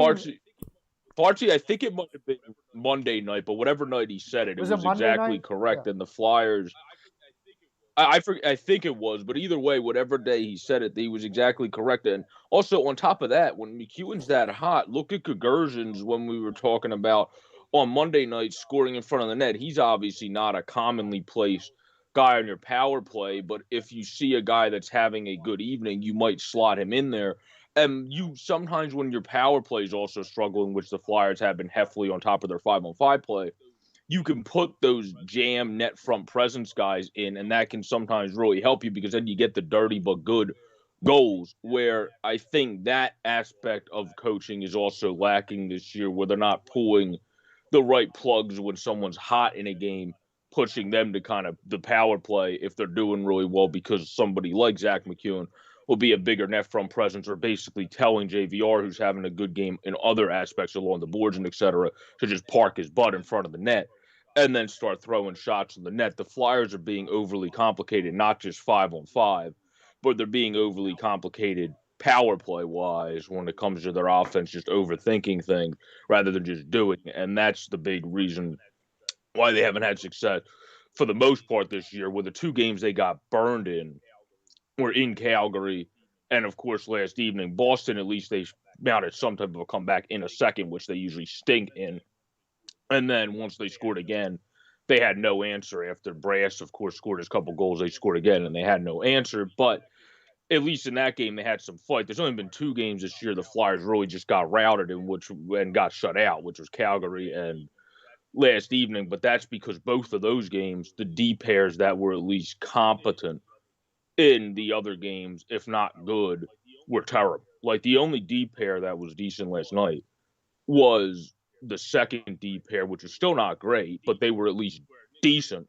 Where Nick Seeler and Yandel had their worst game ever, and then Provy and Braun didn't even. And Braun's looked good all season. He still looked adequate. I think he came in as even 0, but Provy was like a -3, I think, or something. Like he was really off last night, and sometimes got stuck out there with Seeler, who was having a struggling night. So that was just not a good night overall for a team that normally at least had two of their D pairs playing good enough this season. Yesterday, you got beat by both of them playing 2 out of 3 playing bad. You're not going to win games against Tampa with that. It was a tough game out for them, but I don't honestly. I my inkling has always been in the back of my mind that I didn't like it when Hextall was let go, and I still don't. I think he had the right plan, and now I don't know what the plan is. I don't know. Well, Hexy also, some people talked about it, which I don't know what your thoughts are on this. I believe I believe what he's done a very good job at is change the scouting trend to use more what you want to do in today's game, which is obviously why the Flyers have drafted better within the draft. When it comes to picking other than the Yorks of the world and the Forster who's now banged up and Frost who just got caught up, who's looking like he got his, like the AHL wrote an article, his development back on track or whatever they phrased it in the piece. But you don't have the best hits on your top round guys, but you do have hits on the middle round, and that's because you fixed the draft process. If you start doing better like we have these past couple of years with excitement with the top round guys, that'll change. But I do see sentiment that that was the one thing Hexy didn't do good with. He changed the philosophy better for drafting, but we didn't always hit on our top tier guys as quickly or as good as you hope, that then those guys sometimes just turned into the very solid players mixed into our lineup, but not necessarily like how Frost is probably going to turn into a solid player mixed into your lineup, but not necessarily an offensive whiz kid that people might have really thought when he got trying to grab guys from mostly later in the rounds and stuff like that. Like it's if you get a guy that can play, you're doing well there. But we'll get to the new. We did a lot of Philadelphia stuff, so the next game is a really interesting game actually, because I think this team is right on the cusp, so close. It's the New Jersey Devils and the Minnesota Wild. A guy that we talked highly about last year, having a bit of a struggle right now in Talbot, and I do believe it's going to be in. I do believe, but it doesn't say yet, that Blackwood will probably play for the Devils. I think this is one of the most interesting matchups of the night, because both of these teams try to play an offensive zone possession system, and both of these teams have defenses that have their holes right now. So and Talbot's not having his best outing so far this year. No, but when it comes to overall play, I do think the Devils are trending obviously in the right direction. They're not in the best division, as the same obviously can be said for the Flyers, for teams that are right now having to battle and start trending in the right direction. And on top of things like the Flyers at the battle through key injuries, but they are moving in the right spot. I feel like today's game is going to come down to, you talked about the defenses on both teams having, I guess we'll say, cracks in their foundations at times, to put it that way.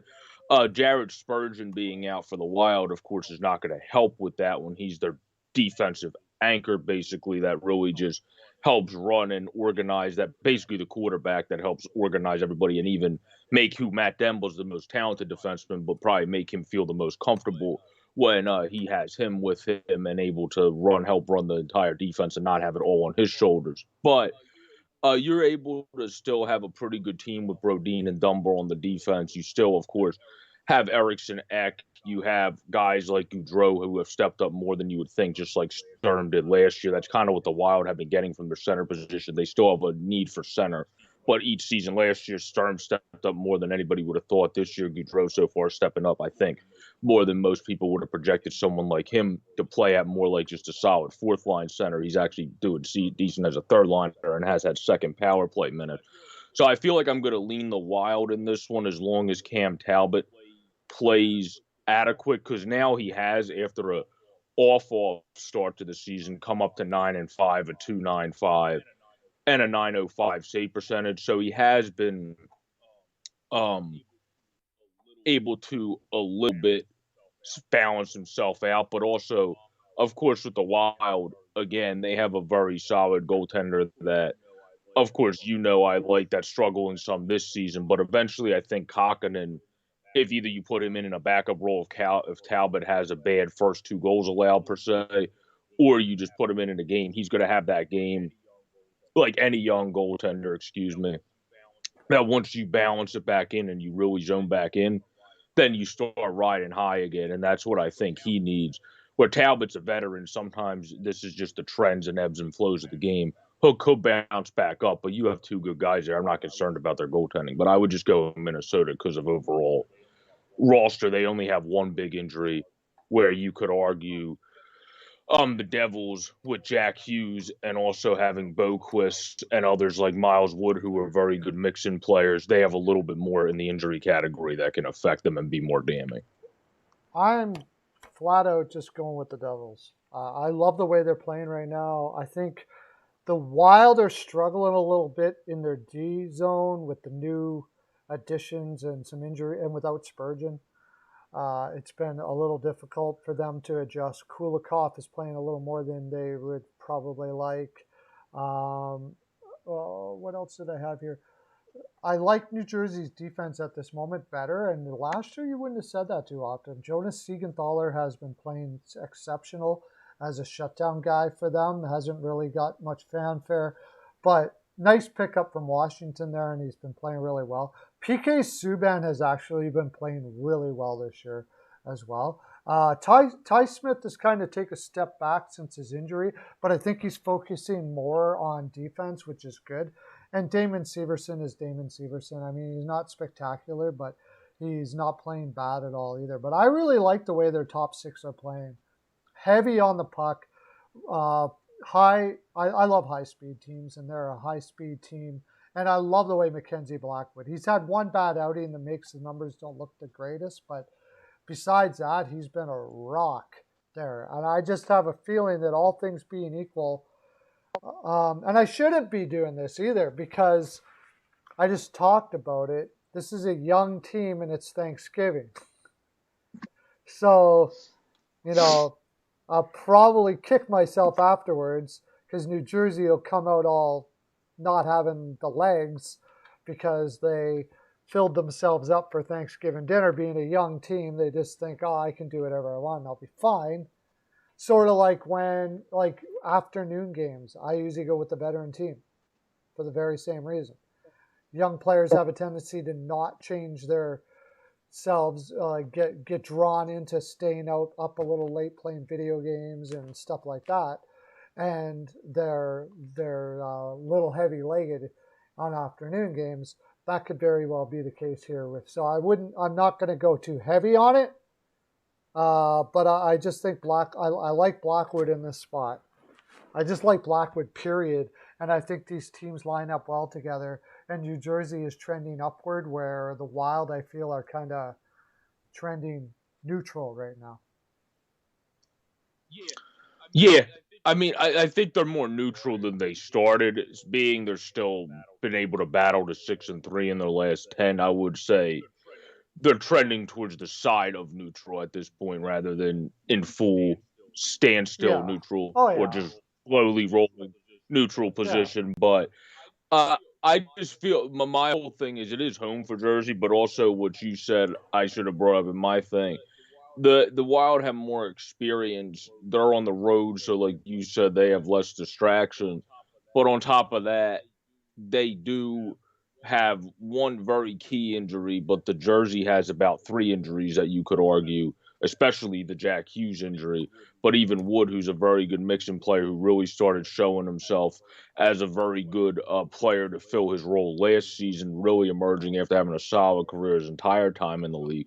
So you're missing guys that are really your chippy guys that also can get the dirty goals, but also just be the speedsters that keep the pace going to tire out a veteran team that has some mixing guy like obviously a Zuccarello or others that used to be as quick but might not be as quick as those cats anymore. So you have to be able to have those guys where the Devils are missing 2 of those guys and very talented Hughes and Wood. So that's the reason I think it might go more to Minnesota just due to them having more with less injury, I should say. The only key injury for them is Jared Spurgeon. I think the only injury for them, according to RotoWire, was Jared Spurgeon. That's a really big injury for their defense. But New Jersey's been doing it without those guys for a while now. So I'm basing it based on how they've been doing the last couple games, which they haven't had either one of them for the last couple games. So they've been kind of working with what they've got. I'm not huge on this game, because of, like I said, it's Thanksgiving, and I just have a feeling I'm going to get my butt kicked. That the only thing I got going is Lindy Ruff will be stressing that, like, say hi to your family, but we got to win a game tonight. Like, forget about the turkey. You don't need freaking turkey. You know, if I was a coach, I'm like, you're getting paid millions of dollars a year to play a game. You're not eating turkey tonight. If I find out anybody is eating turkey and crap tonight, you're benched. Not just tonight, but later too. Listen to me. Don't do it. Stay away from it. And you want to know why a lot of guys, like, you wonder, oh, these guys look so talented, but they don't listen. They do stuff like this. They come out flat in games like this. And that shows a lot of poor character when you're looking at being a playoff team to win a cup. This is times when discipline has to take over. And hopefully for their sake, we'll find out. New Jersey looks like they're trending upwards and they're learning some lessons here as a team. We'll see if that's going to be the case tonight, because I think that's going to be big. This is a big discipline game for them. And I just have a feeling they're going to do it. I have a feeling they're going to be able to do it. Next game we got, okay. This is a pretty interesting game. It's the Penguins and the Vancouver Canucks. And the Canucks have been playing heavier on the stick the last couple games. Hasn't translated in wins every time. One against Chicago they should have had. They're holding their stick too tight. It's weird. It's like when they it's sort of like, have you ever skied before? Have you ever gone skiing before? I have not. I've done a little bit of snowboarding, not on like the bigger hills, but yeah, I haven't gone skiing. They tell you that you have to clench your butt area and bend your knees. And it's extremely difficult to do. We get your mind used to doing that, because as soon as you do, you'll want to stand up, right? It's one of those things where with the... It doesn't feel amazing. It just pushes you up. And it usually takes people a while to get it figured out. And for Vancouver right now, I think they're in that place, in sort of the same kind of place. Bear with me as I explain. When they're playing loose, they're not playing hard on the opposition stick. When they're playing hard on the opposition stick, they're playing tight. You see what I mean? So, yeah. That's they got to get to a point where they can play hard on the opposition stick, but still play loose at the same time. And that's a mental place of confidence, I believe, where you believe that when you get the puck, you can do what you want to do. Right now, I don't believe they have it in their minds that they are capable of being creating what they want for offense. And so when they do start doing it, then they all of a sudden forget that they have to get the puck. And then they don't get the puck. It's like a terrible combination. I don't know what the real answer is here. I do know one thing, that the lineup in general isn't set up to do it very well to begin with. So that can be a difficult thing. Where Pittsburgh, on the other hand, it looks like Crosby has taken the reins from this team now again. I think you're going to see Pittsburgh right back where you've always seen them, where they just win and it doesn't make sense. Yeah, after the early frustration, I mean, you heard me say it before, and I commented it in one of your earlier shows when I was in the chat, live chat box, was until Pittsburgh misses it, they're just one of those teams. I'm going to keep saying Crosby is going to figure out a will and a way with Chris Letang, who's still there, obviously. Malkin's been banged up this season, to find a way to get over the top. And they push the right buttons in just weird ways, like you said. It's guys that you think are just, okay, this is one more year for Pittsburgh. They're getting guys like Jeff Carter. This is one more year for them to do it. They're bringing in guys like Zucker, who they'll probably end up moving on later. And now Jason Zucker's still a part of the team and becoming a guy that Pittsburgh faithful are really starting to attach to. So, like you said, they get guys that seem like they're more, let's keep pushing for now, and then all of a sudden they're still winning the next season, and then the next season, and then so it's kind of like until Crosby leaves and until that happens, I'm not going to say this team, until they miss it, is going to miss it. And Chris Letang can also be thrown into that group as one of the best defensive leaders for the last decade and longer, obviously up there with Pittsburgh as well. But the big thing for me when it comes to the Canucks that I also think Pittsburgh is going to win in general, but the Canucks, according to Cap Friendly, that's why I was trying to pull it up and my tablet was being difficult. But according to Cap Friendly, JT Miller is supposed to still be on the second line. But according to Roto World, he's listed as day-to-day. So if JT Miller, who's one of their best 200-foot forwards, also isn't playing, I don't think they have a chance to beat Pittsburgh. If he's playing, then it's a little bit more of a chance there because then you're just missing guys like Sutter, who's a good bottom sixer that plays a solid, pesky 200-foot game, but nothing like to the JT Miller level, and then Ferland and Highmore, and then Keeper's more of a depth defenseman. So you're not having the biggest losses there. But if you're missing JT Miller, he, other than Bo Horvat, arguably, is your best and could be even over Bo Horvat in some, your best center forward there. And you're missing him against a team like Pittsburgh, who, like you said, is trending the right direction. If he's out, I'd definitely go with Pittsburgh, but I'm still going with Pittsburgh, just not in the definite aspect. If JT Miller's in, excuse me. Well, in Cap Friendly, it's showing that JT is in. Exactly. Yeah, it's showing he's on the line, but on RotoWire, he's showing he's day-to-day. So whoever's correct there, that's going to be a factor into how much of a chance I think. I should put it this way, how much of a chance I think Vancouver has to be more competitive in this game.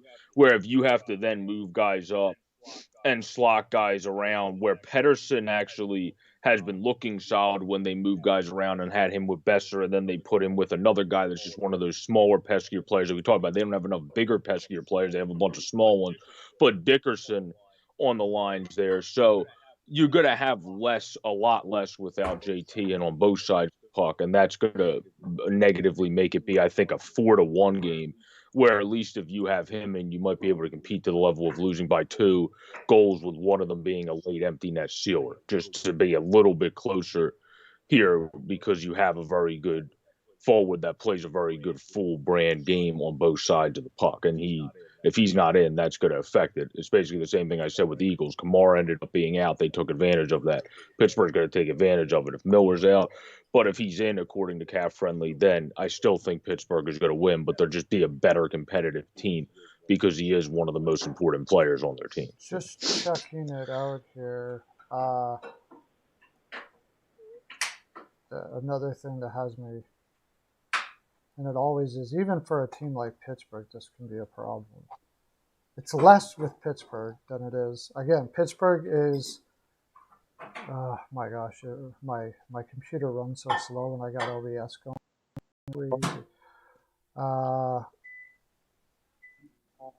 Okay, Pittsburgh. Okay, well, it's not that big of a road trip. They just played Montreal and Toronto on the road. They're at home. See, now here's a team where you got Crosby and guys like that have built a discipline where being at home on Thanksgiving and all that kind of stuff like that. I'll tell you this right now. Sidney Crosby doesn't fill himself up on Thanksgiving. That guy works. He only does what is exactly right to win. That's it. Period. End of story. And he's going to, and he's the real, and he is a big reason. I also think Sullivan's an amazing coach as well. As you know, that I wanted him to win this year, and I still hope he gets his Adams this year because he certainly deserves one. But Sidney Crosby is that guy that you just look at and go, this is how you win. You can't deny it. You can't argue against it. If you do what Crosby does, you're going to be more successful. And that's the reason why I'm not so worried here that Pittsburgh has had a 3-game road trip and now they're at home against Vancouver. Also, Pittsburgh went from Winnipeg to Pittsburgh. So they went through time zones, but also Vancouver had to go from Vancouver to Pittsburgh as well. So they're going to be on the little tired side. I think that Vancouver they're just starting to figure out that combination of being able to play a skill game and be hard on the puck. And when you're just starting to figure that out, Pittsburgh's not the team you want to be going against. No. You got to have that. No, you better have that fully figured out. if you're going to beat a team like Pittsburgh right now. So I got to go Pittsburgh here. Yeah, Pittsburgh's a team that's had that figured out for a while. Even though Crosby has the 2-6, he's been starting to show, like we saw the frustration early in his comeback. Now he's getting back to looking like he's the guy on his skates that you all expect is one of the best players of not just our generation, but in general, in this league of all time. And that is, it takes a little bit coming back from injuries for him. It only took him 6 games, so that's not that long of a stretch to take to come off of an injury like that. And then also the big thing I think for Pittsburgh is Dumoulin hasn't played all their games. When he came back too, that really slowed down everything for the defense and was able to calm down every other defenseman on their defense and have them fit into their roles better. And then that always helps out in the long run as well, because he's a guy that's one of those underrated defensemen because he doesn't do anything overly sexy, but he just kind of anchors the defense well. Dumoulin kind of fits into that category of one of those like underrated, just very good, steady Eddie defensemen. That's the Dumoulin is one of the most interesting defensemen I think in the league because analytically he doesn't blow you away, but he's one of those guys that, and he doesn't put up a lot of offense. There are some guys that eye test is more important than analytics, and Dumoulin is one of those guys. He just does all the little things right in every kind of situation. And there's a presence about Dumoulin that kind of keeps, I don't know, guys go one-on-one with Dumoulin and they look more flustered than they would with anybody else, with a lot of other defensemen. There's something about the presence of Dumoulin that changes the defense and the team, and I can't even put my finger on it.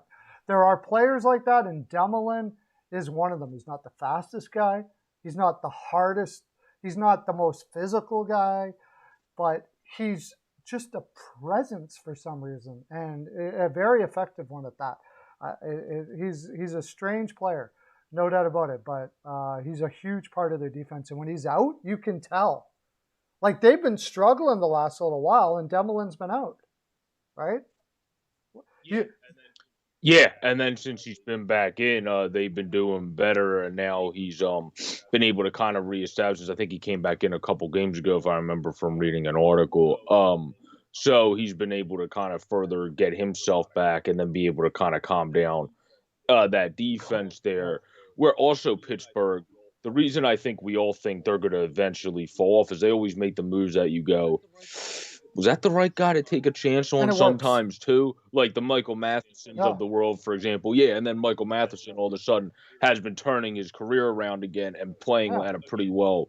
Again, doesn't do anything overly sexy player, but does have 7 points, passing the puck pretty well this season, but just does his role well, and that's what Mike Sullivan has been able to plot him into that spot to do so. Good example, like Letang. They can lose Letang, and they keep on winning like crazy.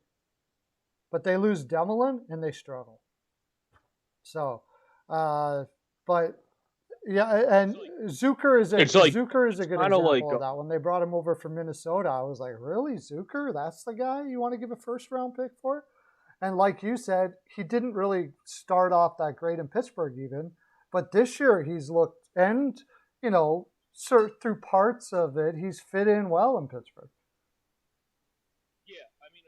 Yeah, I mean, another guy that also fits into that category of players that are big on their defense that some people don't realize to the nth degree is, of course, even Pesce in Carolina, who, when he was injured, of course, they went out to acquire more people like the Shays and other guys of the world that just kind of signaled to people, oh, they realize just how much of a defensive anchor. Yes, he's not like to the Jacob Slavins of the world. And when Dougie Hamilton was there, the Dougies of the world in terms of overall talent. But he's going to calm down your defense, do all the right things, make all the right plays, not overcomplicate things, and kind of just keep the simple, stupid mentality going and do everything you want him to do. And that's why they added people when he went out, obviously, in the past season. So that just kind of, he's another prime example of somebody that kind of fits into that category. He's like the Pesce, or he's like the Pelech, Pulak, guys like that. Huge. He would be a top two pairing guy in the Islanders right now. All right. let's get to our next game. I think we both like Pittsburgh in that one. This we were already talking about this one. Uh, Canadians versus Capitals, and this is a Capitals team that I've historically been wary about on days like this. First game back off a road trip at Thanksgiving. This is a team that hasn't never really been the epitome of discipline. They like to have fun. Ovi has always been like that, and this year though, I'll tell you what happened. Okay, against Seattle, there were, I think Oshie now has been put back on injured reserve, so that was the reason for that. But they also, yeah, Yes. but Schultz there was a couple scratches, and Lavi, right? He knows what it takes to win, and I got a feeling that there were some guys, because I think didn't they play Vegas the night before, no? They played San Jose. I had a feeling there were some guys that weren't committed on that road trip, and he sat them. Because if you like to have fun, Yeah. that's the reason why a lot of teams have a hard time with that trip up there. It's sunny, you got millions of dollars, bikinis. Yeah, I'm saying, that's it. That's freaking right. So now they're coming home, and Thanksgiving, and this is a big challenge for the Capitals, even though it's against the Canadians, to be disciplined and look towards. We don't, the Capitals don't have the overall team this year that automatically makes the playoffs. Almost everybody a lot of the pundits out there were saying that Washington wasn't going to make it this year. So discipline is going to be of utmost importance, and I think this is going to be one of those games that shows us whether they got it this year or not. Specifically, yeah, because Oshie, you got Backstrom back on the injured list. Connor Sheary's day to day, and looking at him, he is not thrown into the lineup according to Cap Friendly, even unlike JT Miller, where a guy that's very fun to watch is Alexei Protas to be playing all the way up in your top six that much at this point. And then Scarbosa, from having AHL TV and covering the AHL for Nitty Gritty, he's been a great AHLer his entire career, so maybe he can give you a little bit of spunk on the fourth line for a couple games. And then Beck Molestin is supposed to be playing on the fourth line as well, which I believe would be his first NHL game. Yes, that will be his fourth NHL game. He got a cup of coffee in 2019-20 and did not score their former fifth round pick. So you have your depth guys in as well for Washington to try to have to overcome some of your things, and not having, like you said, them being 11-3 is very good this far because of what you said, how the pundits expected him. Samsonov already has 6 wins, 211 goals against, and a 9.24. He's playing very solid as well. And then Vitek Vanacek and Samsonov also, like we said before, had a little bit of a slow start, then pulled it together. Vanacek's also a good young goaltender. So if their goaltending continues with their defense, where Schultz, even though he got benched minus of late, hasn't been bad still defensively since going there. He's kind of a guy that's going there and fixed his game compared to how we talked about Matheson going to the Penguins and doing such. If their defense and goaltending plays well, I still think they're going to beat a team like the Canadians, even with having to play guys like Brett Leeson as depth, but who just played solid in 11 games, having to play Molestin, having to bring up Scarbosa, who's a career AHLer. I feel like against the Canadians team, you're still going to be able to get the wins if you play the type of game they've been playing all season, which is obviously you have to be disciplined. You don't want to have those games like we've seen the Caps have this year where they take too many penalties. Then that can give it to the Canadians like it can give it to mostly any team in this league. But if you play a disciplined game, play good enough defense like we've seen them play this season, as well as Samsonov plays baller in net like he's been doing of late especially, then I think they will still win this game because the Canadians have a lot of injuries too, specifically to another guy that you call a just good defensive piece player is Joel Edmondson, and then Hoffman's one of their scorers. You have, obviously, they didn't have Weber all season, but Kulik's another defenseman that is out for them. So they have some injuries in terms of their just solid defensive players, whether it's defense or defensive forwards like Paul Byron too. So I feel like they'll take advantage and be able to exploit them with their top six still of having Wilson in and having even guys like Connor McMichael, the talented 20-year-old Sprong, and Kuznetsov, who seems like he's back. That's the big thing this year with them being 11-3. Kuznetsov is back to being Evgeny Kuznetsov full time. It seems like again. So yeah, I'm not.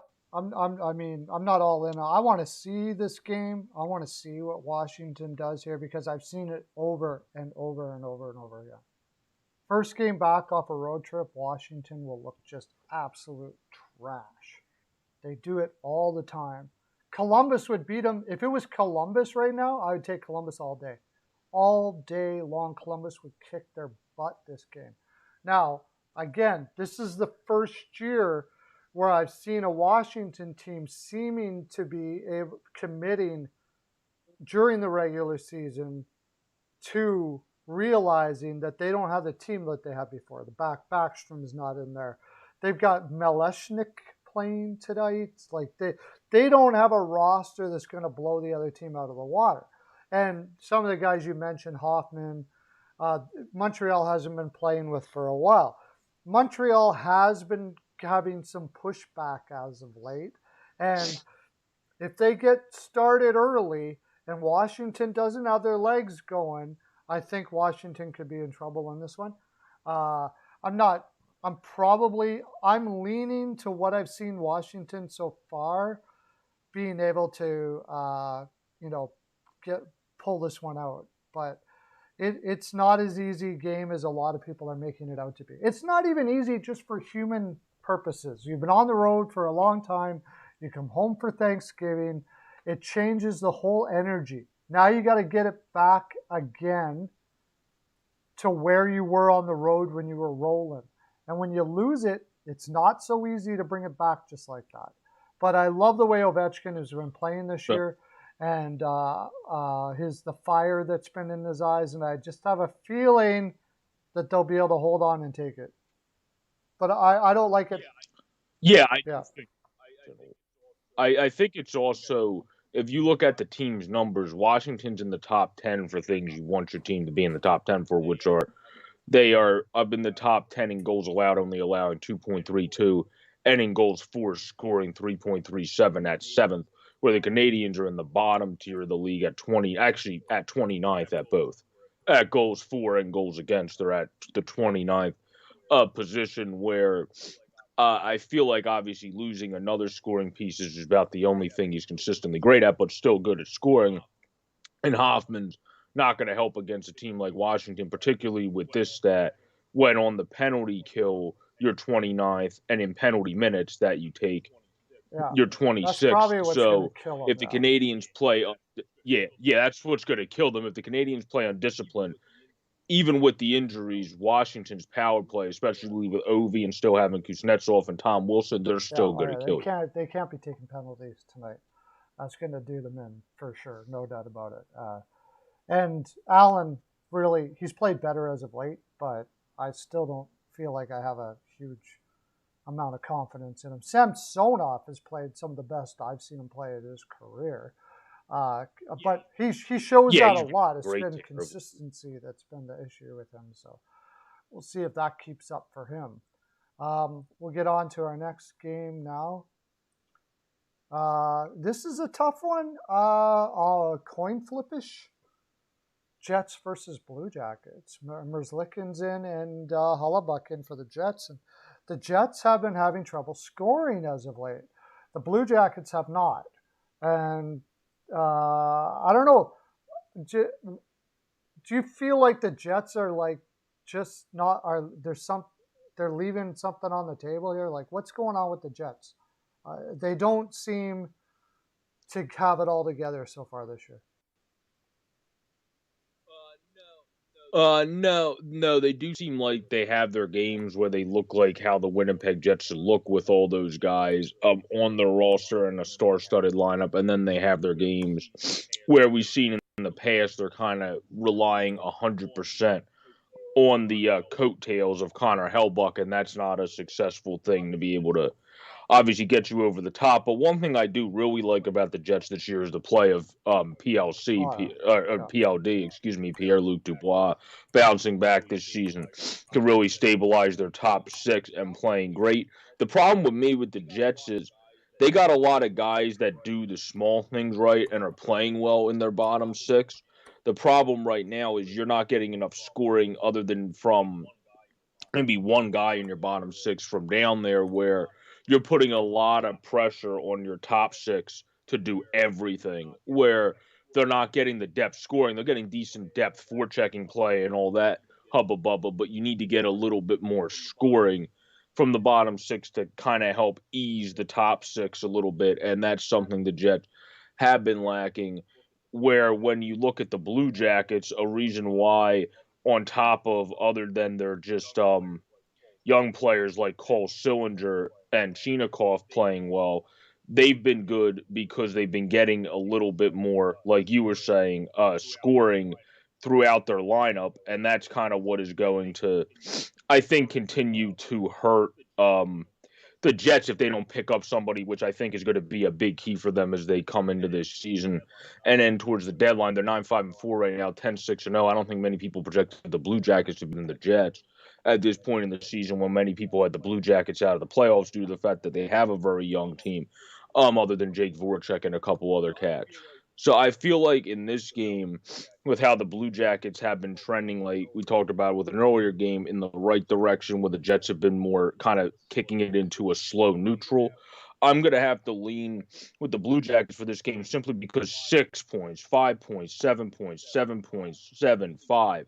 Only one guy had 6 points in the Lots of bottom depth, six lots of of the scoring. Winnipeg Jets. Yeah, there's a lot of depth scoring. Exactly. There's a lot of depth scoring with the Blue Jackets, and that's why they've been able to have this keen success that they've had early in the season, surprisingly so to many, where many had them led by Larson in his first season, having to kind of retool and rekindle themselves. Where this year they're saying, hey, not so fast. We still have a pretty darn good team. And that's how they've been performing this far with the youngsters stepping up. Sillinger, I don't think many people thought at 18 was going to be drafted 12th, 100% ready for the league, and he's looked perfectly fine, still going through some nooks and crannies and ebbs and flows as you expect for an 18-year-old, but in terms of what he is and being 18, he looks very good out there.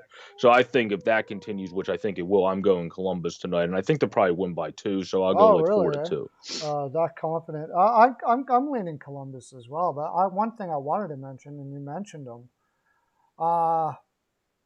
Watch out for Chinikov. That guy is going to be a good one. A very, very, very good one. He reminds me of Svechnikov quite a bit. He's got a very mature, there's a matureness about him that really blows me away.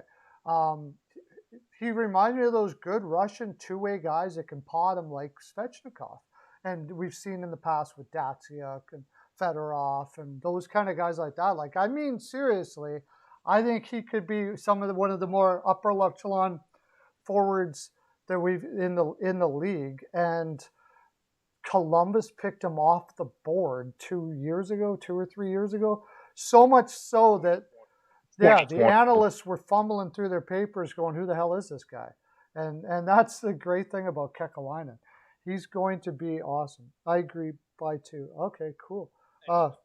And even Cylinder, some people thought, not necessarily, I don't know if we did, but some people thought at 12 they could have picked other guys in last year's draft at that particular time of the draft. They, of course, went with Cole Sillinger, which, of course, seems to also be pushing them in the right direction there, because he got hit. Yeah, because both Sillinger and Chinikov get hit with they're only 6 foot and below the size weight you would want for them to be at, I guess, where that was one of their knocks. But in today's game, I don't see how with some guys, this is something that's just been in my head for a while that I want to get out, but with some guys, with the game getting more obviously fast paced and skilled nowadays than it is being, you see more dump and chase and more finesse play than you do physical, like we did growing up, especially when you were able to watch some games before my time, but also even me growing up in the early 2000s, and we saw the physicality I don't understand the whole size. They don't have the size argument as much nowadays, especially in the past. When in the past you still get trounced around a little bit. Nowadays that doesn't even happen as much. Where you can see a guy like Pakalainen saying, "You got great skill. If you're 6 foot, that's freaking great. We're still picking you because you have very good skill, and the game is changing to being able to utilize you guys better without worrying about you getting hit by a Mack truck." You know what I Yeah, mean? and there's guys that those two guys that we're mentioning, I would take them over a lot of bigger guys. They just don't play. They don't. The way Exactly. they Yeah. play Exactly. is they have low center of gravity. They don't back down from anybody. They know how to push. They know how to use their body weight to get to the net. That's what I want to see. Your size, yeah, sure. If you can do that and you're 6'4", freaking beautiful. I love that, right? But not everybody's going to be like that, and we see plenty of guys that are that size that don't do that. I would rather take a guy like Sillinger and Shinnikov than those guys, than a guy that's big and really doesn't do much of anything at all as far as those things are concerned. I'm just sharing this out to a group here. But yeah, I don't know. There's something about I don't know if it's because of their new defense pairings or they've had a lot of change in Winnipeg. Appleton went to Seattle. They brought in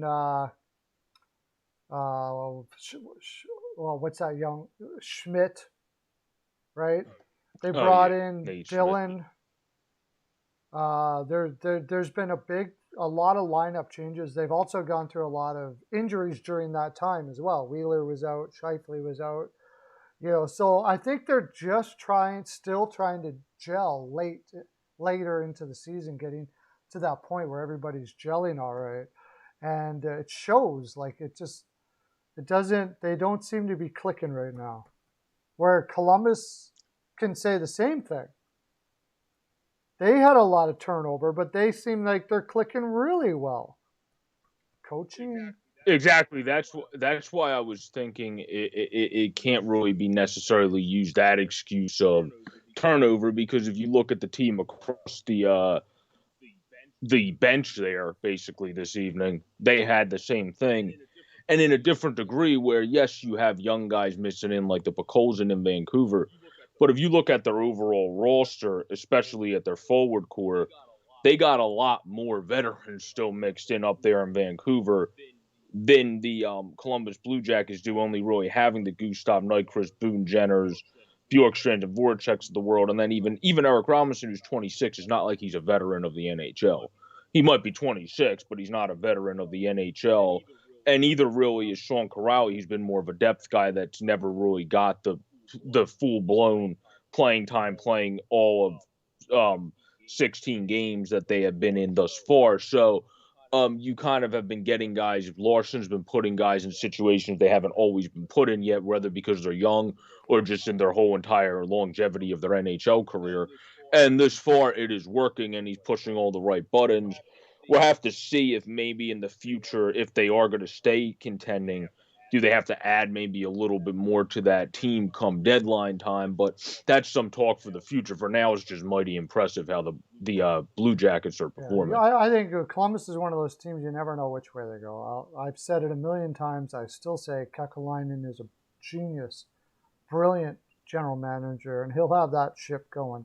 I love Boone Jenner this year. Oh, just love, love, love, love, love. Those are the guys. Those are the guys you win cups with. Guys like Boone Jenner. He's always been an underrated forward. He's basically like how we were talking about the defenseman being undervalued on teams. He's been a forward his entire career that's been a great leader. Obviously, a guy that plays great on both sides, penalty kill, power play. That's never really been talked about to the degree of just doing it all. And that basically is what Boone Jenner's done his entire career. He's done whatever the hell you've asked him to do and has done it at a pretty good level. Yep, he has never complained. He's been in that, a lot of people have come and gone, but he's stuck with them. He's glue. He's the glue guy. Got to have him, man. I feel like the glue guy you have, which is great because Jenner's 28, he's only 24, even though he has just scored his first 2 goals, but he still has 7 points. You now have 2 glue guys because you have Jenner, who's already there, and smartly Kakalainen, like you talked about how smart he is, and then we can move on from the Blue Jackets, because you've been talking about them for a while. But you brought in Roslovic, just like obviously Adams did with Tuck, who's from upstate New York. If you bring in guys from the area, that's always going to help, because they're obviously going to have a much more fractional percentage chance of wanting to play in the area, unless if they have bad memories from the area, which we know Jack doesn't. And Corrali's from there. Picked him up. Oh yeah, you're right. Yeah, Corrali is from there. That could have a good reason to do with why he's very comfortable there, and as a former 5th rounder, is having the best success being a good AHL in his NHL career right now. So yeah, that's a good point as well. I forgot about that. And you get people speaking positively about the organization and to do that. And I think that was not happening there in Columbus for various reasons, for some of the things that, again, Kekalainen did. I don't blame him for, but we won't go much farther into that, because we got other games to get into here. The next one, and just off the wire for this next game, which doesn't bode well for the Red Wings, Schenn is back in the lineup tonight. Blues versus Red Wings, with apparently Schenn being ready to go here. Tough game. Yeah. I mean, obviously having Braden Schenn back for the Blues to add to their power play. He's on their first power play. He's obviously always been a great power play guy, a back and forth 5-on-5 player, good at doing all the facets within the game you want done. But he's always been a power play killer since his time in Philly, and even with the Blues, he's just got better 5-on-5. That's a good guy to bring back. The Red Wings have been a lot more solid this year than we've expected. They are at home. I think this is going to be a closer game than some people are going to project coming in. But if I had to look at it, I'm trying to pull up their comparable, not just the goalies, but also the St. Louis is like I thought. They're tied in the top. They're both in the top 10 with goals for and goals against at 9th for both. The Red Wings are 22nd and then 27th for goals allowed. And also don't generate a lot of shots. They're 29th in that category, to the Blues being in they're 18th in that category, excuse me, to the Blues being 12th, so in shooting percentage. So the Red Wings, I feel like the Blues, because of a little bit more push from their offense, and also the fact that their goaltending, I think it's supposed to be Husso tonight, so that's a little bit different. But Ville Husso has looked very good in his 2 games he's played thus far. Yeah, and it seems like them committing to that goaltender room of Bennington and Husso last year, that at times we were going, this is interesting. Like, we know they're great friends, but Ville Husso's been better in the minors than he's been in the league this far. It seems like they kind of knew what they were doing now with that, and it's coming to fruition this season. So as long as he keeps playing at his level, I'm going to go with the Blues, I would say, by a 1 to 2 goal total in this game, just because of how Detroit's really been playing impressive this season for Blashill, and really performing at a higher level than people thought. I'll give it a 4-3 game in this one that the Blues are going to be able to take. Yeah, Grice is having a he's having those normal seasons. Sometimes he can just go out and stop every puck, and then other times he can't stop nothing. Well, is Grice playing, or is Nedeljkovic supposed to be playing tonight? I don't know who it is. Do they actually have it in there? I got projected Grice, but I have expected Nedeljkovic on mine. Either way. I would have a better chance as Detroit, just personally, because Nedeljkovic is performing at a higher level than Tomas Grice this year, and Grice is in the 3-somethings, almost in the 800 save percentage, where Nedeljkovic is still almost at 915 and somewhere in the 280. So I feel like he gives you the best shot. But either way, I still think the Blues have the firepower and ability, coached by Berube down there, to kind of fight and scratch and claw and figure out a way, just like we see Laviolette's Capitals do each night, to beat a team like the Detroit Red Wings that are still in a retooling, at least, if you don't want to call it rebuilding process. So okay, first of all, Lauren brought up a good point that there's heavy humidity in Seattle right now. ice could be an issue. I think that leads. I think that lends That's that a good lends point, better Glenn. to Carolina. I think if that's the case, because Seattle wins with their speed and pressure down low. If they, maybe not, because they don't have really many good first shooters in Seattle, where Carolina probably does, and that's what you're going to want to do more. You're not going to want to be passing the puck all that much. If No, on sloppy sloppy ice, you're ice, not going to. The you only want some guy, good first yeah, the shooters only on there. guys, yeah, the only guys I would consider good first shooters on the Kraken would be Donskoi. Donskoi's been underrated when he just picks and chooses to shoot and doesn't overthink it. Yeah, And then another guy would be Yarncroke, who's the same way when he just chooses to shoot the damn puck and doesn't try to do 17 other things. As a very good, don't get me wrong, a guy that I would love on my team any day that fits into the bottom sure. six anywhere you Yeah, put him. yeah, But a guy that when he just decides to shoot the puck has a very underrated shot.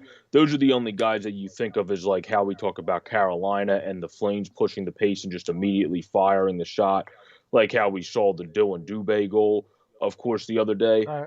That's not really what the Kraken are, of course, known for. But if you're able to do that tonight, then yeah, I Yeah. agree with you. You could potentially get a win on sloppy ice. You're more used to playing on your own home ice, obviously, but you don't have the players to Yeah. be able to necessarily do it as much as Seth Jarvis can even do that as a youngster. Niederreiter can just fire it off the gunning. So can Aho Svechnikov.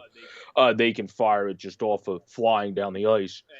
And also, so can a defenseman who's really playing a lot better this year and so far not being an idiot away from the game. It is Tony DeAngelo, who also we've seen fire it in full speed movement already this season Yeah. and getting back to being the offensive output guy that he kind of was when he first came up. Now, just seemingly, hopefully, knock on wood, hopefully that continues to happen, but seemingly fixing his off the ice issues and now just focusing Yeah, on I think it hockey. was overblown too. But Peruna, what was I going to say? Wenberg is pretty much rendered useless if they have sloppy ice there. Because if he's not passing, he's doing virtually nothing. Okay, next, have you managed to see Perunovic since he's been brought up for St. Louis? Have been able to watch any of the games that he's been up for like 2 games now? Yeah, I was gonna say, wasn't it only a couple games in this past week? I saw the one game they played. I'm trying to remember because I watched so many games of late that they were. Well, I watched the Mondays game that he was in with the Golden Knights because he played against the Golden Knights. But yeah, I've seen him play a little bit. I didn't see both games. I saw that game though on Monday evening that they were able to claim the 5-2 victory. The Blues were. Yeah, Pernovich is looking really, really good. Better than I ever thought he was ever going to turn out to, actually. He kind of looks like Quinn Hughes in a lot of ways. He plays that type of game like that. So that's pretty huge for them, except that they have so many guys like that. They got Falk, they got Krug, St. Louis has got a pretty small team on the back end there now. I don't know how that's going to translate into the playoffs, but he does look really good over there. So Yeah, go ahead. yeah, no, I think obviously he fits into this. Must be the podcast of us talking about the undersized guys that throw that out the window and tell everybody to buzz off when it comes to the undersized scouting report thing. Because Perunovic again 5'10", 175, fits perfect into that category. Like we mentioned others on this show, and you have this season, and I have on mine on Sports Fan News, like Seth Jarvis. He fits right into that category of guys like that. And I agree with you. You do want to have more guys. Like you have Krug at 5'9", 186. The only big boy you really have, other than Nico Mikkola, who's more of a fill-in defenseman, is obviously the fact that you have Colin Paranko, who's 6'6", 230. He's the only guy you have mixed in there. So would I be surprised, because it's not like you have to play Scandella or Mikkola all the time or Robert Bertuzzo, if they go out and get somebody that's more of one of those bigger boys, and that's the one thing that the Blues do potentially add, that would not surprise me at all because of what you just said. But the fact that you're adding in another good offensively inclined puck pushing defenseman, that also does seem like he might have more as he develops overall defensive game than some other offensive defensemen that are just full bore here, and then you don't see anything like the ghosts of the world that you don't really see much from the other end, but you see the push on the offense having a good season in Arizona. I feel like he might have more overallness to him than that. So we'll have to see as he develops, but you are going to want to add a little bit more size back there. But so far it's working, and that's all that matters right now. They just have to worry about it. It's going to work for them in the regular season, all right. I'll just see how it goes in the playoffs. All right, next we have the struggling New York Islanders, who are also beat up on top of it, and the inconsistent young New York Rangers team that looks like they can take on the world one game and couldn't take on a molehill the next, with a fantastic goaltender Shesterkin. Is this with the Islanders? We had this conversation already. Is there something to this idea that with this short off season, they've been making it to the semifinals every year? Is it just the year that they pooch out, that they're just pooched this year? It could, like we talked about that with Peyton yesterday on your show. It could be just very much so that. I mean, you've been on a long rush. It's not an excuse you want to use because it's an excuse that obviously fans are going to be like, well, that's not. But it is just human nature to eventually tire out, and you kept going, running. You had these compacted seasons that were compacted because of COVID, and then you had shorter off seasons and back to back. It's not going to help your stamina in any stretch of the imagination as you've been going deep. So yeah, the Islanders are probably in a situation like we talked about yesterday. Pick which veterans to bring in more young players like the Bellows of the world, to bring in more guys like them. Kind of pick the veterans that you go, okay, we can move on from these guys so we can bring in more young guys to mix in with the Bavilliers, Wallstroms, and other guys there that they're able to have. And also, of course, on defense, the young Noah Dobsons of the world and Kiefer Bellows, who, of course, is on COVID protocol, but mix in with those guys where the Islanders, with the people they have on COVID protocol and injuries between Pulick, Nelson injured, and then Lee, Bailey, Chara, Adam Pellick, and Kiefer Bellows and Andy Green on COVID protocol, it would be a miracle if they win this game. So I feel like this game is going to go to the Rangers because the Islanders are playing a lot of the Bridgeport Islanders, and that is going to favor the Rangers, in my opinion. Yeah, I keep on wondering when the Islanders are going to start doing the things that the Islanders do. You know, like when they beat the odds, but it just doesn't seem to be happening this year. It just Well, they would really beat the odds tonight because the Rangers, the Rangers are really good where they have injuries just hitting them. Oh, they got Bailey out. Oh my gosh, I didn't realize all these guys were out too. Bailey's out. Lee is questionable, or is he for sure out? According to the projections that they had on NHL, they had him on COVID protocol still, unless if he came off last minute. But right, yeah, I didn't even. You know, I'm glad I talked to you. I'm putting that in right now. That's going to be. It would be. And then Pulick, who we talked about, is as their defensive actor with Pellick, that are able to kind of stabilize their defense a little bit and can push if they have to, can make the outlet pass up the ice. But the very good defensive stabilizers, especially Pulick, both of them are out. So you're playing a fast-paced team that has some fast skaters in the New York Rangers that are able to push the pace well with Lafreniere, Panarin, Kakko, and even Dryden Hunt, who's having a pretty good season that they've been pushing him all around the lineup for them as a speed guy, not points production-wise, but just doing the things you want and being a player that gets the puck to the other guys on his line. The Rangers have guys that have done that where the Islanders have lost all of their great defensive forwards and their two best defensive defensemen. So I don't think that's going to help them against a team in their New York counterpart that plays like the Rangers do. Yeah, normally in this spot, I would say they've been home for a while. They got some rest and stuff like that, but that's a lot of players to be. This will be a very disappointing loss for the Rangers if they don't win this game. They got Shesterkin. Yeah, this will be a very disappointing loss for sure. They got Shesterkin in against Does it say? Are they going to put Sorokin or are they going to put Varlamov in here? This says expected is Semyon Varlamov. Okay. Who has has not not, been and he hasn't been obviously. having a great year this Yeah. year. So, Mm-hmm. pretty much, it would be a low percentage win for the Islanders if they win this game for sure. Now that I go through all that, I thought maybe like they're home for a while and stuff like that, but honestly, I hadn't taken a look today to see all of the people that are going to be out here, and they don't have all that deep of a roster. Like their No. replacement players are not that great, and that's been the Islanders' problem for a long time now. Like they don't have a lot of great replacement players. That's why they never play them.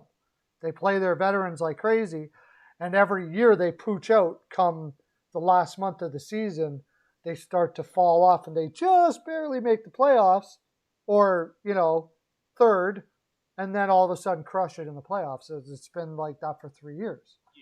Yeah, like the only other forwards you have that you might be able to do a little bit with that's guys that are all good for Bridgeport, but again, they're not going to give you're not going to expect them to be a saving grace, just fill in a role on your NHL roster. Then you need other guys to step up that are already there, like everybody, all the great analysts say. But Del Coley's been good in the AHL his entire career as kind of a sniper type forward a bit. Zornik is a guy that's been good, a solid 200 for kind of like minor league Pitlick type players. So maybe you can get a little bit out of those guys if you need to call them up. But in terms of youngsters, you're not obviously calling up. We talked about Wild yesterday. He's on loan, so you'd have to bring him back from that for D10s. Aturati, you're not bringing back from his loan. The only youngster you really have that you're going to call up on forward is maybe, and that is more of a maybe probably, unless Simon Holstrom, who you picked 23rd and 19. Maybe you would give him a look because you have the other younger guys out, and of course, Kiefer Bellows is part of the COVID list, so maybe you would give him a look if guys are out extended. But that's the only younger guy that is not AHL veterans that have been good down there as depth that they really have that is close because Newkirk is only 20 and was picked 147th, and if you call him up, you're rushing him. If you call up Jenkins, you're rushing him a little bit. And these are all guys that also, from where they're picked, are not guaranteed NHLers. Where Holmstrom, if he keeps developing at the rate he's going, probably will make the league. It's just, do you want to pull the plug now because of the injuries you have? He has 11 points in 17 games this season, so he's playing pretty well. That's the only young guy that's a potential future core piece for them somewhere in their top 9 that they might be able to use at the current moment. Well, that's what I've been saying. Like Lawrence says that people penciled them in to be top of the league this year, and for good reason. When they're healthy and they have everybody and things are flowing, and I still think when that happens again, they can do it again. I mean, they have a game that is extremely difficult to beat when they've got everybody in there, but having this long road trip right off the get-go, there has been some changes where they've had to adjust to. I don't put the Islanders out at all, but it's trouble. It's a little bit worrisome. I do think Lauren says that if they're out in a couple more weeks and things aren't getting better, there's going to be some changes. I'm not so sure about that. I just think that they'll probably chalk it up to an off year and go again next year with a little more cap room to add it, some more depth. This team desperately needs more depth no matter what they do. They need depth in their. They need better replacement players for their roster. Yeah, like I said with Peyton yesterday, I wouldn't be surprised if they pick one of the veterans to potentially move because eventually, with having, like I talked about, Lee at 31, Bailey at 32, you have a guy like even your very good fourth liners in Tiger, Matt Martin at 32, Palmieri's now 30. You have guys that are starting to get to the above 30 range where they're starting to look like the success trend. Not obviously they didn't get a championship, which fans would have hoped in that stretch, but of like my Phillies in baseball, like I was saying, where eventually you got to move some of the aging guys to other teams that they'll still be fine for a couple years. But in order to bring in, like I said, the new Holmstroms of the world, the new Bellows of the world, or guys that are even better to an nth Hopefully, because degree Bellows isn't than those great. guys. Yeah, yeah. That are better to an nth degree than those guys have been performing. And also, like Bellows, he's only still 23, so you need to see as time goes on. But yeah, this far he's been underperforming. If you can get in more young talent, that'll help this team in the future because eventually you don't want to be like my Phillies and realize you waited too long to get rid of some of your veteran assets that can bring you the best stuff back and hung on for them for too long. You don't want to make that mistake. So I think picking one to get rid of to add more young talent would be smart. It's all about, are you going to pick, if somebody going to want to trade for Bailey, is somebody going to want to trade for Ali, is somebody going to want to trade for who's somebody going to say we'll give you if you now. I feel like when it comes to Lee, they might have to eat a bit, being he's at 7 million. Where Bailey, somebody might that has the cap space accept a player like him, who plays a great, well-rounded game, a good net front presence for $5 million. Yeah, So well, they did offer up Bailey for free to Seattle, so it's very possible that he could be out there as a possibility if they're right out of it and a to move on veteran, yeah, to that's a get good. some picks or whatever the case may be and build that system because the system is pretty shallow. As far as the Rangers are concerned, we have an interesting development as well. They've been talking about they've made it pretty public, and they're looking for another top six forward. This came on Pro Hockey Rumors, which usually doesn't post. I feel like half of the time the Rangers are always. Has this been like a repeating trend? It seems like whenever it comes to top six forwards, the last couple of years, They're whenever they're looking for, available, it's like, and the Rangers but are, after are that looking. being said, after they said that, Barclay Goodrow is off the top line now and is actually demoted to the fourth line with Rooney and Reeves, and they're going to try Dryden Hunt up there with Zibanejad and Kreider, and then Panarin, Strome, and Kako. So maybe their request is not just Rangers always looking for a top six. There could be some definite reasoning for this. They definitely seem to be not happy with what Goudreau is providing there in the top six. Yeah, well, they're also out when it comes to another good guy that's a great Swiss Army knife player for I think it's months that he ended up getting his big injury. Was Sammy Blaze, of course, which he has the ACL, I think was his knee injury. So he's out for pretty much the rest of the season. He's one of those nice finish the puzzle pieces that fit into your team when you're a team as good as the Rangers. You, of course, have him injured. That goes a long way to affecting your depth and being able to move guys around. So, yeah, you're absolutely right. It's not just blowing smoke. They could use it where, like I said about Dryden Hunt when we were previewing the game as well earlier in the conversation. He's filled his role in terms of getting the puck to the players on his line. He doesn't have the points for it.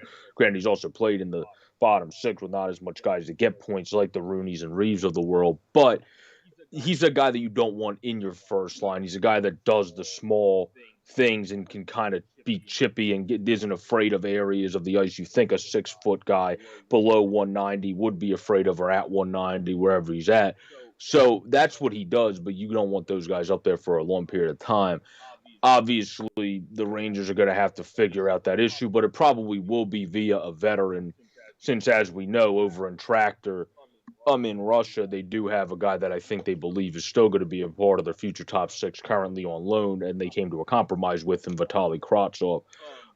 So I think they will add a veteran top six component if they need it, because it wouldn't make much sense to me if they go out and try to trade huge assets to get a younger forward that they have for a while, because then you're just blocking somebody that you basically fought hard as Chris Droy to come to a compromise with because of how good you think he's going to be. You know what I mean? Yeah. I was going to say something. Oh, another Athanasiou has been put on COVID protocol now for LA. That just came up through the wire. Damn. Yeah, he's another perfect example, honestly. Not to go off topic, but of a guy you brought up earlier, how on other teams you didn't always see the most out of Antatasio, where you saw skating strides and speed to get to the areas in anticipation of his game when he was drafted, but then in the league, up until really in LA consistently, you didn't see it used to the best of his ability. And then, as you said earlier, sometimes you go to a certain situation with the right coaching and the right system, and it starts pulling it out of them. So that's a bigger loss for LA than obviously some overall hockey fans that still remember Antetokounmpo as his prior days than some people actually project probably. Right. All right. We're off to the next game now.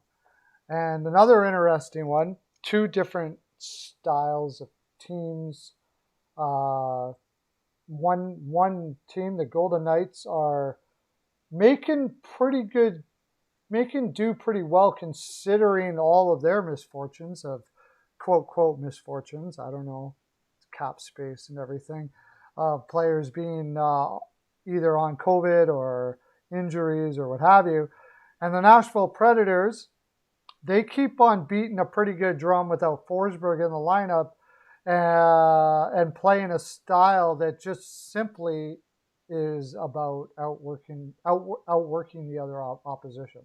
Nashville is a blue-collar team, and the Golden Knights are the speed, and it's not like they don't work hard. They're not a hardworking team either. Yeah, I was going to say I feel like the Golden Knights do have they're definitely, you would consider the Predators just a blue collar. That's the way they play the game, to scratch and claw every win. But if you look at the Knights, particularly with the people that are out between Pacioretty, Patrick, Carlson, and then Cove and Marchessault, Carrier, and Amadio, they have Adam Brooks, who's been a good AHLer in his career. Same with Lechin, Paul Cotter down there, who's 22. They have the young guys, Ben Jones, who's 22.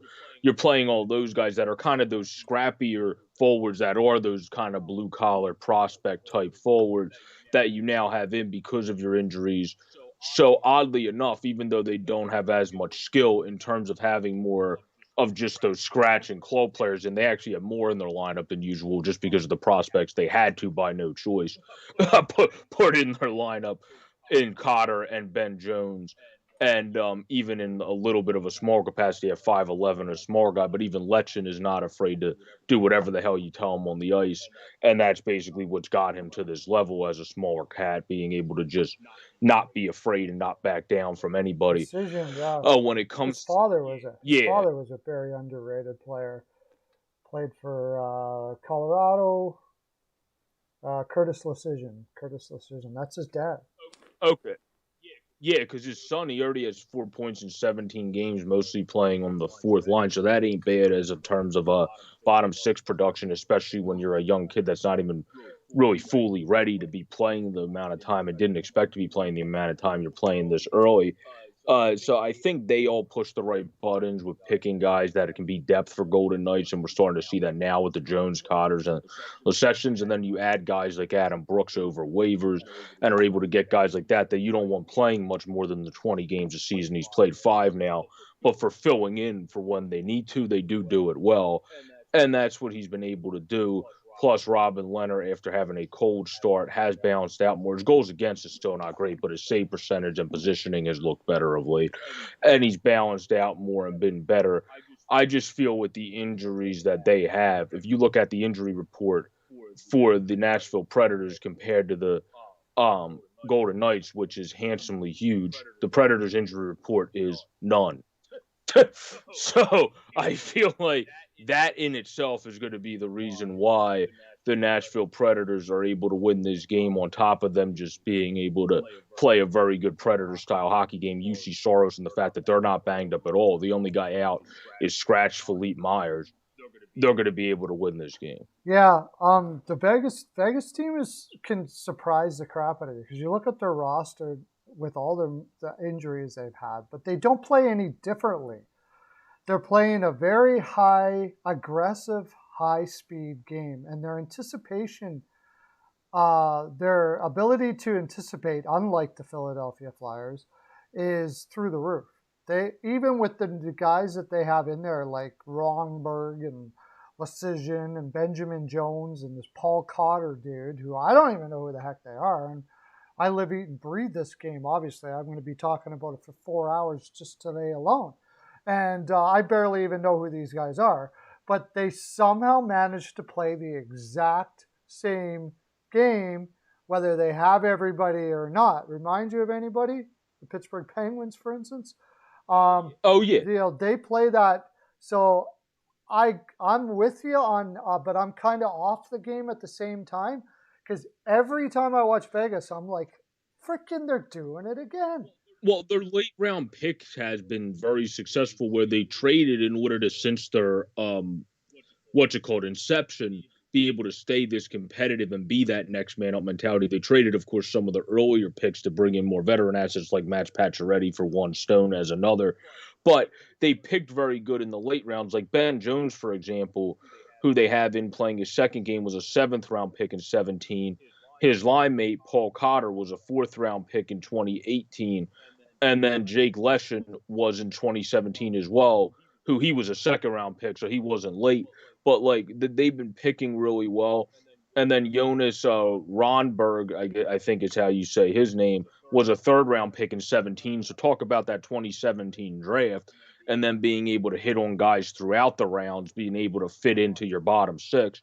They've certainly done that. So Vegas might have moved on from some of their earlier draft picks to bring in more veteran, already proven commodities. But they sure as hell did a very good job with their draft track, getting later round picks in that 2017 draft, specifically picking well in that draft, having three guys in their lineup from it now, and also having Cotter, of course, in there from the 2018 draft in the fourth round. So good on them for being able to pick guys throughout the draft and not only be one of those teams that can hit on the more obvious commodities earlier in No, the draft. I also just think they've instilled a system there that makes it easy for players to play. It's Mm-hmm. they, but it's weird. It makes it easy for players to play.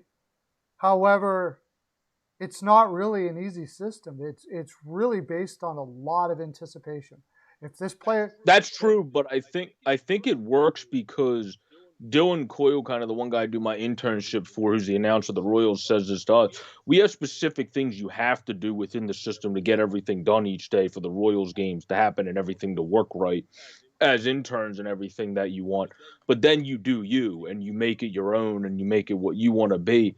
I feel like that's how the Golden Knights have coached, no matter who they've had since coming into the league, where it's kind of like this is the system we're running, but as long as you fit into the structure of my system, play your game and play what you do to the best of your abilities, but just fit that into the structure of the system. And that's really how the best systems run. You don't try to fit a square peg into a circular hole by putting a player in a position he's not accustomed to or not the best at. You put him into the positions he's the best at, but tell him to play his game, but within the roles that you line out as, like, say, the three keys to my system or something like that. As long as you're playing within those, do you, basically. And I think the Knights have done that since their yeah, inception. if you notice that a lot with a guy like Evgeny Dadonov, who in Ottawa looked like he was completely lost. I'm not saying he's playing spectacular for Vegas, but he certainly looks a heck of a lot better. A veteran leader on the offense, kind of not spectacular, but a good mix-in veteran leader that has 9 points this far, so not too Yeah, shabby. he's playing more natural. When he was in Ottawa, it seemed like he was second guessing himself a lot. So, and then you got Chandler Stevenson. Where's that? What's the top level for this guy? He's at almost a point a game now, and he doesn't have Pacioretty and Stone. Well, he does now have Stone, but I mean, before it was Pacioretty and Stone, and everybody was like, "Oh, they're carrying him," but it doesn't look like it anymore. It looks like Chandler Stevenson is the one carrying that line now, or carrying him. Yeah. He's carrying himself certainly well enough. That's for sure. Oh yeah, Chandler Stevenson is quickly becoming, since going on the Vegas Golden Knights, one of those just nice bottom six mix-in centers that is a better version of Cody Eakin, basically, was what he was at the beginning of his career. Now, granted, a good, better version, but a better version of Eakin. But then all of a sudden turned into being great on the offensive side of the puck while being a very good 200-foot forward like he was at the beginning. And now is one of the most underrated centers, as far as I'm concerned, honestly, in the game as he continues to develop in Vegas. So Vegas, like you said, they have a great systemal based thing, but it's because they also, I think, make people very comfortable by putting them in a position to succeed in each spot they put them in, which some coaches, as we know and we talked about on this show before, don't do as good of a job at doing, but also by just letting them say, do your thing, but fit it into like the three, like basically golden rules of my system, and then we have no problem. All right. We're going to go to a very interesting game, and I'm going to go grab a coffee. You're going to talk about it. I've been going like 3.5 hours on the same cup of coffee. I got to get another one. You talk about it, and I'll come in and chime in when we get back. But the Avalanche versus the Ducks, and many questions here. Is Kemper going to be able to get what's Kemper, right? Like, what was that Ottawa game? Like, gosh, what did he get? 6 goals on 13 shots or something like that? Something like that against Ottawa. The Ducks on the road now. This is a big challenge. So far, they haven't been hitting it out of the park ever since they got on the road. Can Kemper hold it up? Is he going to hold up? Do you believe in this guy still? Do you believe the Ducks are going to be able to put it together on the road here on this road trip, especially against a team like Colorado? This is Colorado's playing, we're going to outscore you game. Can the Ducks play that game with Colorado in this one? I feel like the Ducks is going to be, obviously their goal output's going to have to be very good in this game to what we've seen in a few games this year and be up to being a 4 goals a game about at least. But for the Ducks, help for their second power play. Henrique was listed as day-to-day. According to RotoWire, he slotted in on the day-to-day tag in the second power play, which means someone like him who's having a good, solid bounce-back season and already has 4 power play points from the season thus far is going to be back in the lineup and also has 15 total points on the season this far, according to RotoWire. So he's a player that is going to be back, where if we go to the Avalanche, they have Byram injured, Comfer injured, Kaut injured, obviously Nathan McKinnon, who is apparently supposed to be back, like Steele and I reported on the JB and Steele show, who could have been back on the road trip. According to RotoWire, that ain't the case yet. So they still have a big loss. So that's why I think this game is going to come down to with how sexy John Gibson has been playing, coming back to being the old John Gibson, a big part of why that Ducks team is back to the way they are. I feel like, and also Zegras, McTavish, all the young guys playing absolutely fantastic. Troy Terry. I feel like this game is going to come down to goaltending ultimately, where I still believe in Darcy Kemper. I still believe he's a good goaltender. Every goaltender goes through their basically stock market crash to being able to then rebound and have a great influx of profits there at the end. That's what all goaltenders tend to do and all good ones tend to do.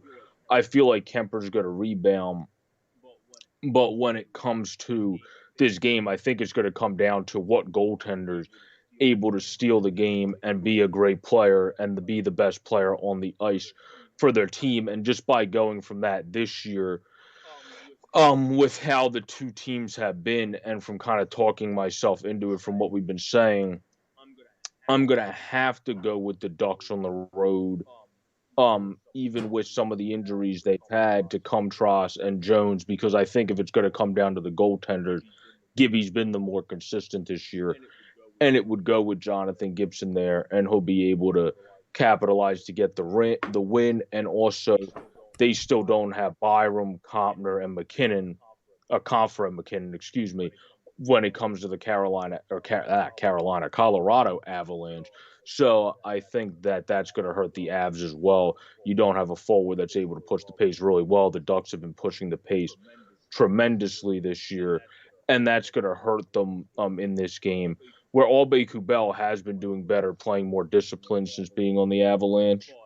But I feel like this game is going to go to the Ducks just because I think it's going to come down to the goaltending when push comes to shove, what goaltender steps up the most. And Gibson's been a Vezina caliber guy this year, where Kemper, who I still love and believe in, is going through goaltender ruts that every good goaltender goes through in their career. I think he's just having a tough time adjusting to exactly. Yeah, that also that. Team. Yeah, good point. but that's a surprise because with the team with this kind of defense, it's really surprising. But I'm gonna disagree with you on this one. I think that from what I saw against Ottawa, I think Kemper's gonna have a rebound game, even if he's average. Uh, Anaheim hasn't gone up against a team quite like this yet, and I don't think they're on the road. They're quite there against a Colorado team that is going to be playing like they have been. They're rolling as far as offense is concerned, quite at a rate now that I just don't think Anaheim has the pieces to be able to stop them right at this moment. On the road. No, but the one thing Anaheim is better at than Colorado is they've been doing better in the defensive department in terms of limiting the goals they allow, which is in a big part to John Gibson also being at Vezina caliber again, to Kemper just being at solid caliber at best this season. They're all the way at 25th to Colorado, where if Anaheim can play a good, just kind of keep Colorado to the outside, let them get their shots, but let them get them more to the outside and not potent scoring potential chances. They are the 10th best in goals. Now, obviously, Colorado is the first, so they're the upper echelon. They're the cream of the crop. But Anaheim isn't bad at scoring. They are 10th. Oh. So if they can push them to the outside, I think they'll be able to win this game. That's more why I kind of believe it's going to come down to goaltending, because I feel like defensively, if Anaheim can play like they have been playing up to the Stanley Cup contenders for the most part too, and Gibson can keep doing what he's doing, they have a chance in this game, particularly if Nathan MacKinnon, which it seems like he's not going to be, is still not in the lineup. So you're having not one of the star players in the lineup as well for Colorado, plus good chipping guys like Comfer and a good young defenseman in Byram as well. So it hasn't seemed to matter with Colorado as of late. They found their mojo, and I think Anaheim has been surprising teams up until now. Nobody's surprised by Anaheim now. They play a good high-pressure game. They're playing pretty solid defensively. Of course, Gibson has been robbing games for them quite a bit as well. And I think in this one, I don't think they're taking anybody's surprise. I'm going to go with Colorado. I think Colorado is going to win that game. Okay. I think Anaheim's going to slip back a little bit now. Their confidence has been really good, strong. When they get back home again, they'll be back to winning again. I think they're just trying to figure it out on the road a little bit. Just baby step, baby step, baby step, baby step. I love their direction, but I don't think they're quite there yet against the Colorado team that has also had their struggles early. So it's not like they're overlooking this game. They gotta win now. They got to get up the standings. And they got to get up the standings right now. So I think their intensity is going to be high, and their determination is going to be high for this game as well. So should be, and also it's in Colorado too, right? So you got the elevation. Yes. They always have that advantage there in Colorado, that elevation and stuff like that. Next game, we got to get through 25 minutes. This one, I don't know.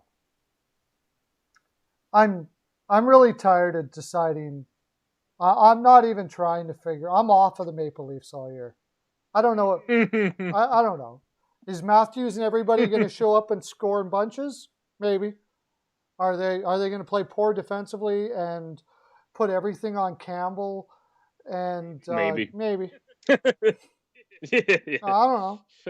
I don't know what this team is going to be from game to game, so I'm off of them all year. I like the LA Kings, the direction they're going. I could definitely see them shutting down that top two lines with Danault and Kopitar there, and then making this into a low-scoring game and then pulling it out. I could see it. I could also see Matthews potting 4 goals. I could see it too. Yeah, I mean, the Kings are top 10 in some of the important defensive categories, oddly enough, in goals allowed in some of the important defensive categories. because of Toronto's very good games compared to like how you said when they're bad, but when they're good, they're good. It's just when they're bad, they're like basically as scary bad as watching basically Michael Myers on your television.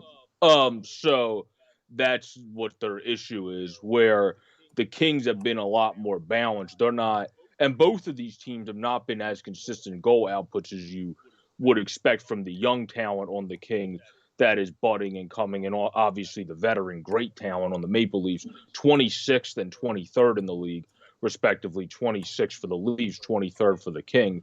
So I don't see this being a high scoring game, particularly with how quick and Campbell have been playing this season. Jonathan Quick, honestly, if he keeps playing like that with the experience he has, will Team USA bring him as their third goaltender? You never thought you would be saying that coming into this season since he already has the Olympic experience. And then Campbell's playing very well as well, and is also from the state. So is that two people that are potentially on the U.S. Olympic team squaring it off tonight? But you have two very good goalies playing. This game, I think, is literally going to come down to potentially even be one of those games. Who the heck scores the second goal? Like, this might be one of those 1-1 games. Both goalies are playing really well. Both offenses are not very consistent in terms of goal output, where it's like, who gets to two? Who gets the next goal? And that's really just going to be the pure definition of this is a next goals win game. And being the LA Kings are at home, and I really enjoyed the way that they played at home. They balanced it out a little bit more now at 5-4-1, but I just think eyesight wise, if you watch them at home compared to away, they've been playing a more cleaner game. I feel like the Kings are going to be able to win this game because they'll take the rallying of the home crowd and be able to push them over the edge to claw for that 2-1 victory, I'm going to say, because I think it is going to literally be one of those who the heck gets the second goal type of game. Yeah, with the Toronto, it's you can almost figure out what's going to happen in the first 10 minutes with Toronto. If they're beating the opposition to the puck in the offensive zone on a regular basis, they're probably going to win. When they decide to do that and they anticipate well what's going to happen in the offensive zone and get to the puck before everybody else, they're likely going to win. But it just doesn't happen. And I don't even know. Well, I don't even know why it doesn't happen consistently enough. Because when they're doing it well, they do it amazing. It's like no in between. Mm-hmm. It's either they are or they're not, and they know that they have to, but they. It's not like the other. I don't know. They're a very weird team. The big thing for Toronto is exactly what you just said is everything they have done in most games on the road, which is why if they lose tonight, they're going to go to an even 500 record on the road. They play a lot more sloppy. They do not play together nearly as much on the road, where they're 9-3-1 at home and great against their division. They only have one loss. Where on the road they ain't too good and they're not as clean, and they've had to kind of claw out some wins to get to that 4-3 record, not winning the way you would expect a Maple Leafs talent haul of a team they have to win. So I feel like that, combined with the fact that Quick's playing like a bat out of hell, and the Kings are really a great surprise team this year, fueling obviously more people to come to the Staples Center, it's still called now, in order to watch some hockey there rather than just watching it on their televisions. And they're going to be able to get over the top and be the team that gets that second in a 2-1 goal game, because this is again going to come down to being who the heck gets the next goal wins type game, in my opinion. I'm off of it. I don't know. I'm going to say the Kings just because I like the Kings more. That's pretty much it. I just like the team makeup of the Kings more than the Leafs makeup. I love Kopitar. Probably will go down as one of the most underrated players of all time. And so that's it. I'm going to go with them just because of that. Okay, next game. Mm-hmm. Hurricanes versus the Kraken, and the Hurricanes are on. We kind of talked about this a bit when Lauren was on it a little bit, but we can go deeper into it now. Yeah. Hurricanes on a long road trip. Kraken feeling good that they beat the Capitals, who were also on that same long road trip. Different thing there was the Capitals were on a back-to-back and played San Jose the night before. Hurricanes have had a day off. This is their 5th fifth game on a 6-game road trip. A brutal schedule. Then they go to Philadelphia after this, and then they have for the Black Friday 3 p.m. game too, after traveling on Thanksgiving, basically. Yeah. If Philly can't win that one, man, I'm telling you, I know this is the Hurricanes, but any team that has just traveled the way that team has, if you're Pearlo, at the very least, if you're not outworking that team, there's something wrong. Well, Pearlo, with how our injuries have been happening, let's try to get out of tonight's game without another key person getting injured first, and then we can talk about the Black Friday game, because Brassard's been playing very well for the Flyers this year, and they just can't catch a break as now he goes down, as he was the only reason they were even in that game in Boston for a period of time, playing as their best forward as far as I'm concerned in that particular hockey game. So I think Seattle could keep this close, but they're unfortunately the biggest problem the Seattle Kraken has is the biggest thing that the Hurricanes can kill you on, and that's that they're not very good at moving the puck out of their own zone. And the Hurricanes will destroy teams like that. I got to go with the Canes here for that reason. If it was anybody but a Seattle team like that, maybe Arizona, something like that. But, man, I think that is just a weakness that the Kraken can't afford to have against a Hurricanes team, even if they're tired. Well, for me, I think it just comes into, I think it was Lauren that pointed it out, but if you're having sloppy ice and humidity, I feel like, yeah, the home team will have more familiarity on their own ice, but it's also a new team on new ice. So it's not like those players are really all that familiar with the humidity effect of the Seattle arena all too much yet. Plus, like we talked about, they only really have the Donskoys and Yarncroaks of the world that are more so mix-in scorers and not A-level scorers that can really kind of just shoot it off the fly, where Carolina has a lot of guys offensively, and Ahos, Svechnikov, etc. But then they also have a guy defense in Tony DeAngelo, who too also fires it off the rush very well, obviously. So you on sloppy ice, like we talked about earlier, that's the reason I'm going with the Hurricanes, combined with the fact that Frederick Anderson is an absolute menace to society this year when it comes to other teams trying to get it past him as a brick wall. I mean, the goaltending in the league this year for many teams, you've been talking about how impressive guys have been for the most part, rather than talking about not having somebody that stepped up. And that's been great to see, especially for a guy like me that loves talking about how good goalies are doing. But Anderson already has one shutout and 9-3, so he's been killing it.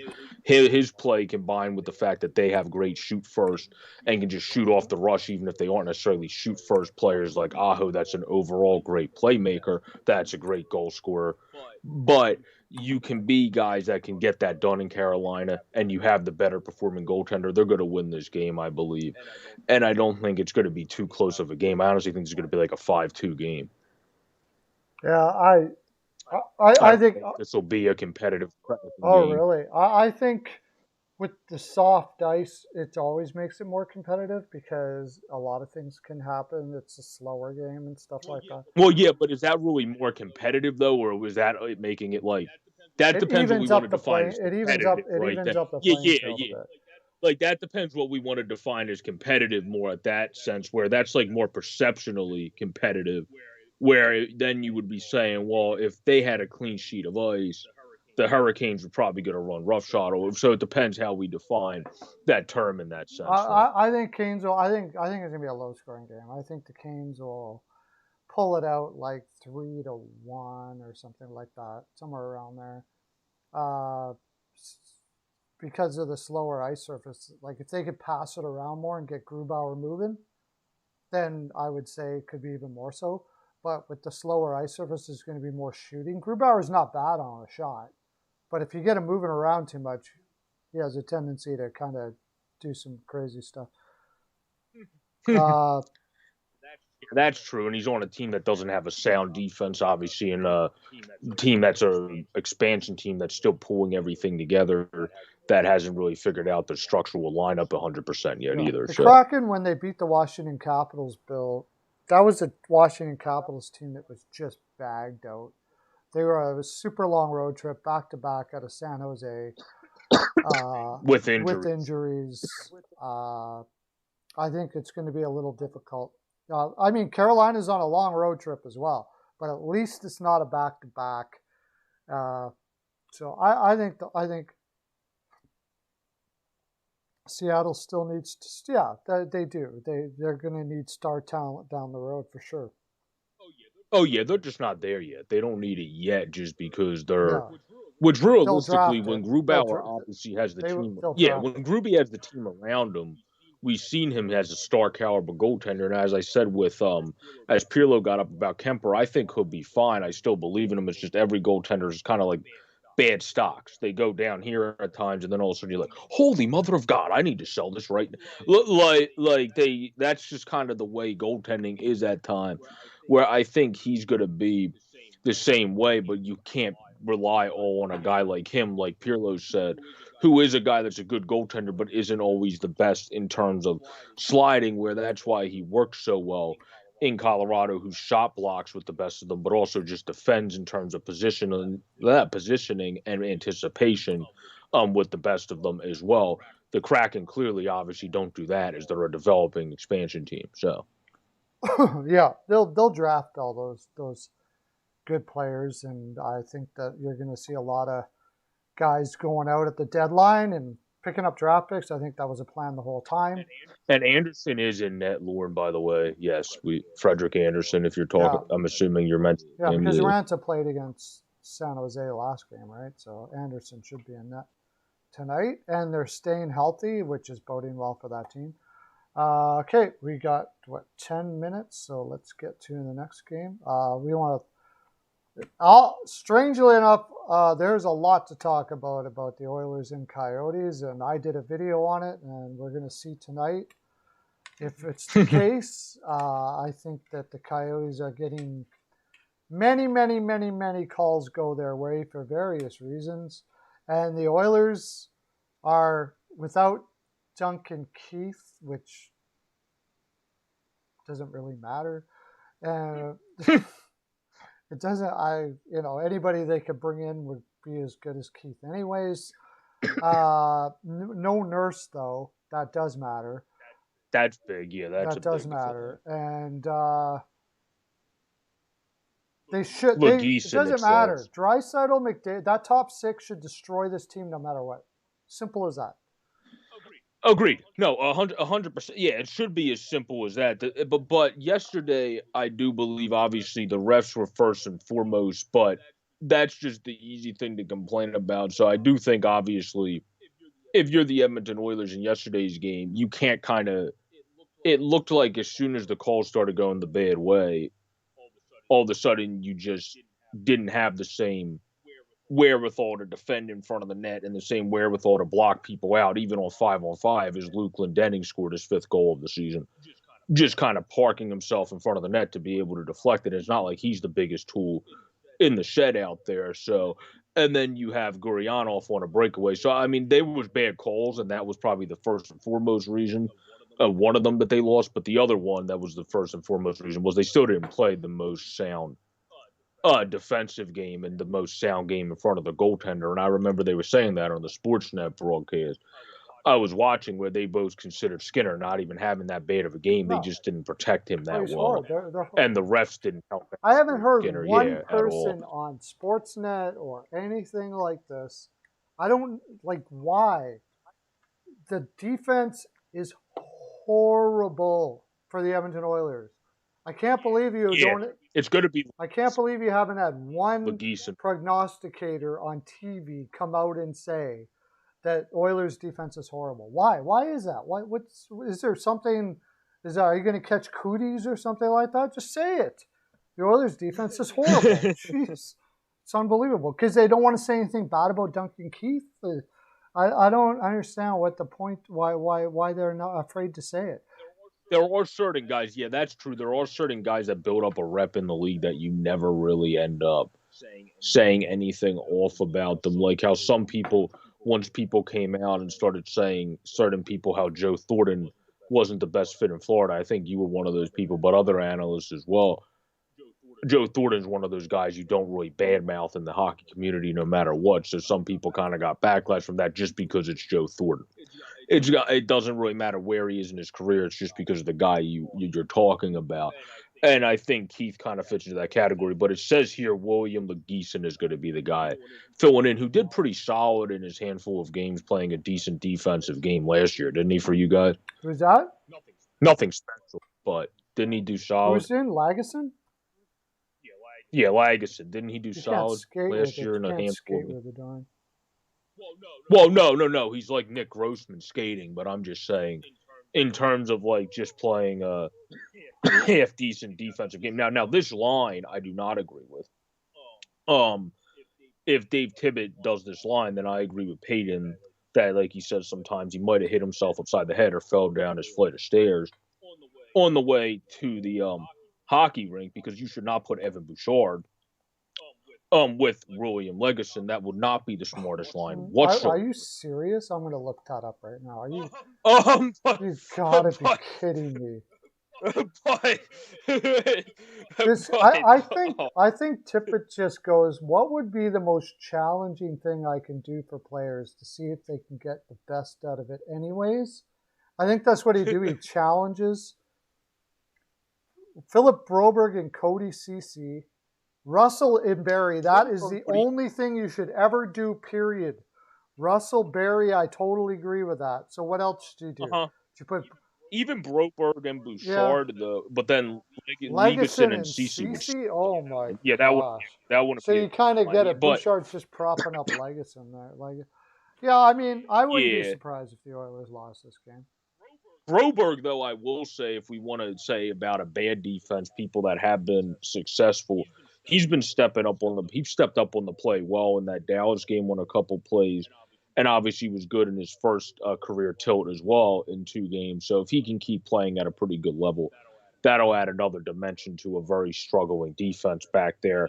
And then if Bouchard can keep being basically your best defenseman, probably other than Chris Russell, that is basically your Justin Braun this season to a little bit of a lesser degree, but that you are able to have guys kind of fit the filler there, and it might also work out better if some of these guys continue to step up, since Duncan Keith wasn't playing all too hot anyway, like you said. I don't know. It's like Lageson isn't much better than Keith. So Bill T was asking, do you think Tuukka Rask comes back? Do you think he gets a starting job, or will Armark stay the starter? I think right now they might want to give Rask a shot, but I'll leave that to you, because neither one of them have really taken the reins. Yeah, I mean, I don't think either one of them have necessarily fully taken the reins, but I think that's also, if I'm not mistaken, I feel like I remember reading going into the season from either the Boston Globe or somebody's article that they projected them to kind of do it platoon-based, and then the second half of the season might be when whether Tuukka comes in or just in general the Bruins go, okay, now we're riding our coattails on Mr. X over here, whoever that is, whether it's Allmark or Swayman, where nobody's grabbed it by the coattails yet, but they both have been having solid seasons of, I think both honestly might have a .908 save percentage. So they both have been having solid seasons, playing solid out there. And it's not like they have the same consistent every night, steady Eddie Bruins team that Tuukka Rask had for most, if not his entire Bruins career. This is a different Bruins team with more young guys mixing in with the veterans that are trying to fit into the system as time continues to go on here, and not doing a bad job. But I mean, they're 6-4 in their last 10. They've been solid. The Bruins are 9-6 overall. It's not the same old Bruins. It's still a good team. That factors into your goaltenders' numbers as well, that you're not the same old defense. And you talked about it with the culture. Losing a guy like Chara affects the defensive overall culture, no matter what the player he is anymore.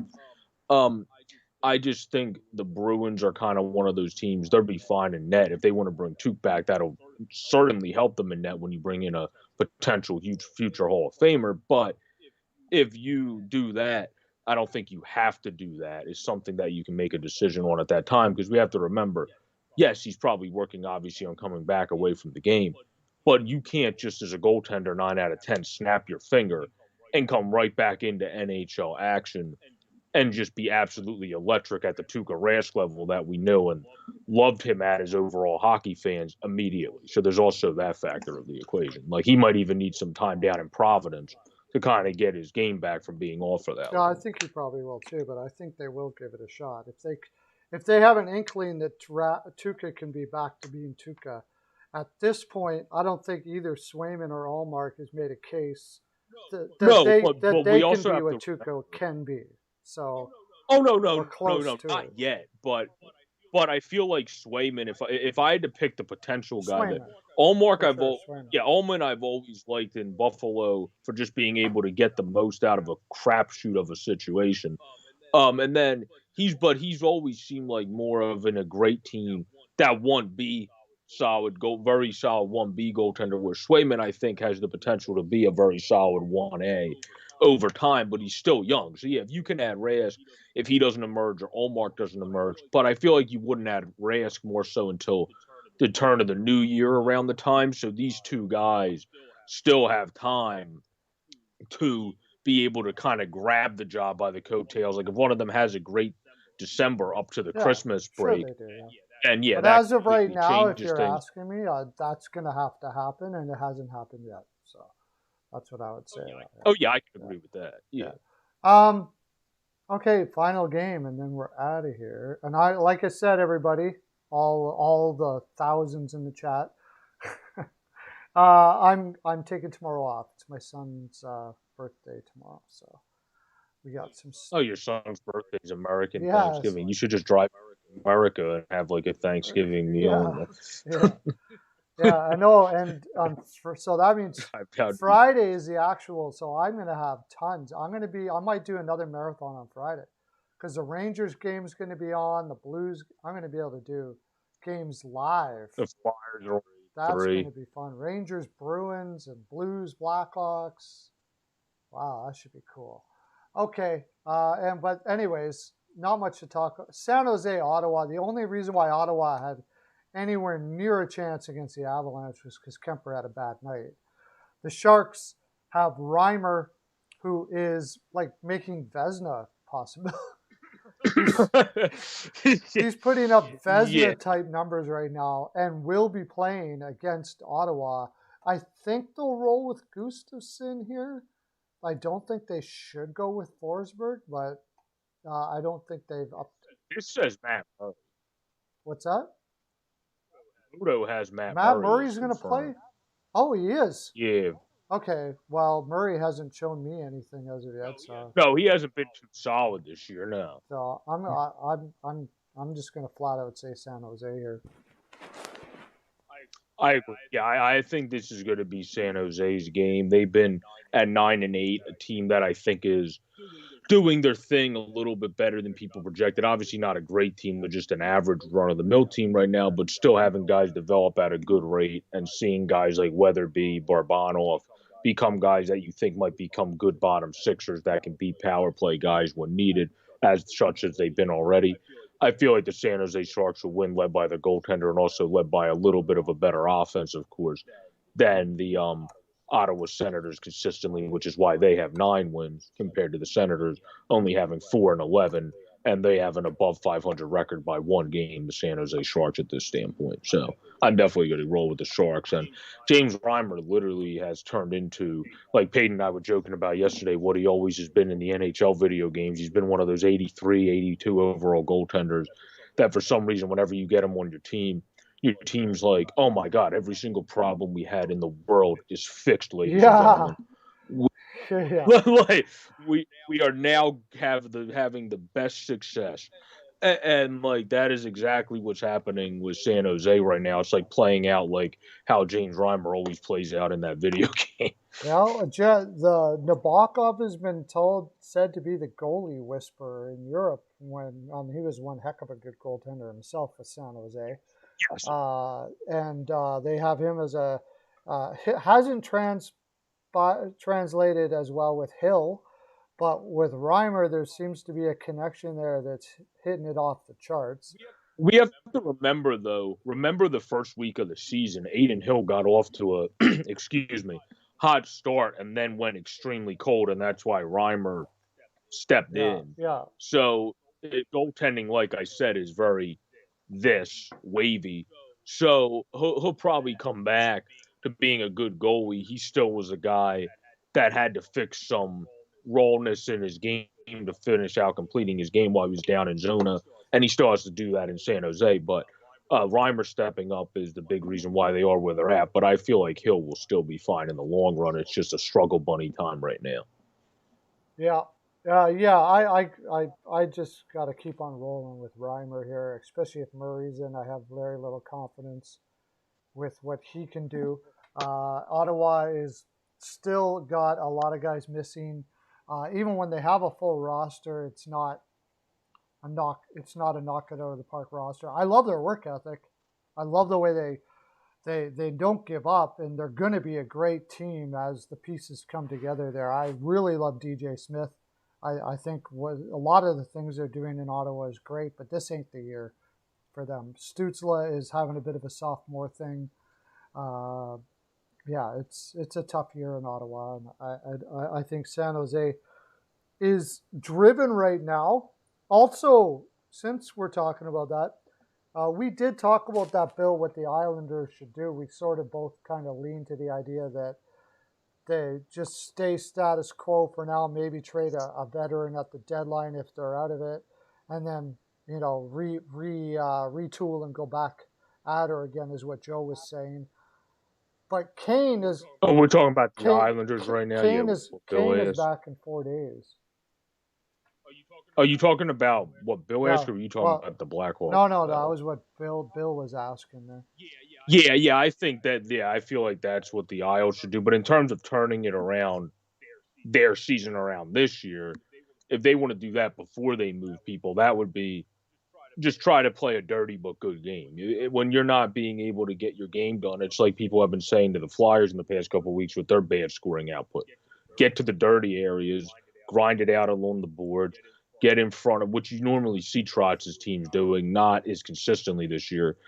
Get in front of the net more. Obviously, it's because of injuries too, but get in front of the net more. Tell your young guys to go there because if you start doing that, you're not going to come out of the lineup if you start producing and even getting Mike Knuble like goals because dirty but good goals are as good as great goals because they count all as much for an agent on the sheet at the end of the season as he's negotiating his player's contract. So start doing that, and that can save their season this year, I think. Yeah, Evander Kane is coming back or not coming back. I saw something on the Athletic about this. Evander Kane is coming back. Yeah, November 30th is when his 21 game suspension is over.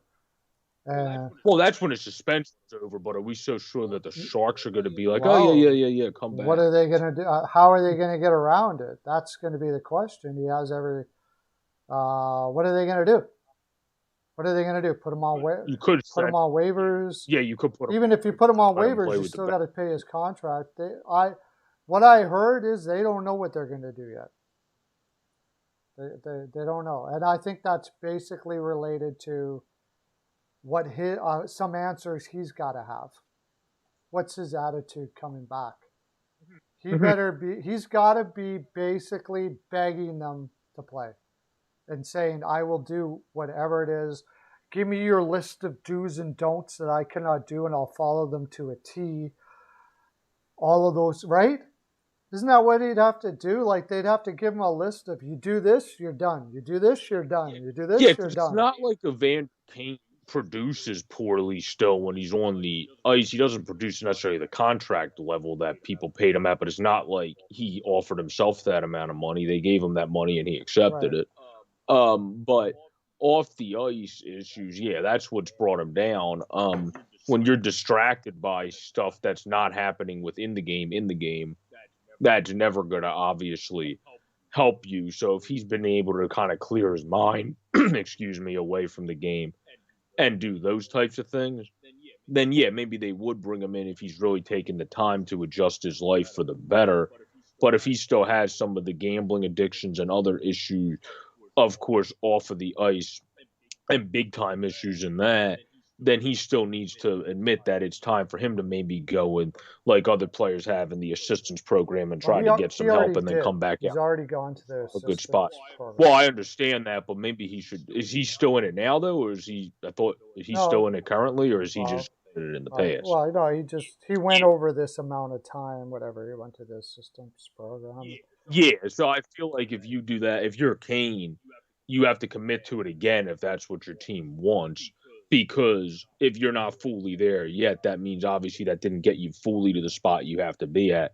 Maybe you need to do it again or do something more. If he commits to getting the help for his addictions and issues off the ice, I feel like that he will get given a chance, whether it's with San Jose or not, potentially somewhere, particularly if they cut him. But he would have to have a different mindset, obviously, like you said, and commit to doing those things. I think you got to look at the leverage that they maybe have in this situation. I think they don't have much because they got to pay him no matter what. That's simple. They can't do anything about that. They can say you can't come back, but he's going to get paid his $7 million and sit and do nothing. So about the only leverage they're going to say that you can have is, let's restructure the contract and we can get you back to playing, and we're going to put a few breach of contracts. Like if you're ever seen in a casino, it's a breach of contract and we're not paying you anymore. You can't be seen in a casino, or we can't, or online, all of those sort of things. Whatever you got to do to make sure that he's not online casino, all of those sort of things like that. But that's all easier said than done, obviously, because social media would probably spot him in a regular casino, but you can hide your at least IPs. You can put some things up there. And there was other issues as well. And whatever those issues were that the teammates said that he wasn't following the rules, they said it publicly, and the team didn't do anything about it. Whatever those were, like showing up for practice on time or whatever it is. I don't know what it is. I don't know. But whatever they are, I think you have to put something in there that says you do this and that's it. It's over. Whatever. But to him, it's like, it's over how? It's over how? I still get paid $7 million and I go home? Okay. That's the thing. They don't have all that much leverage for him to change. But to them, obviously, it's worth it more for him not to be there. It's for him not to be there because this team energy has totally been way better this year without him there. Mm-hmm.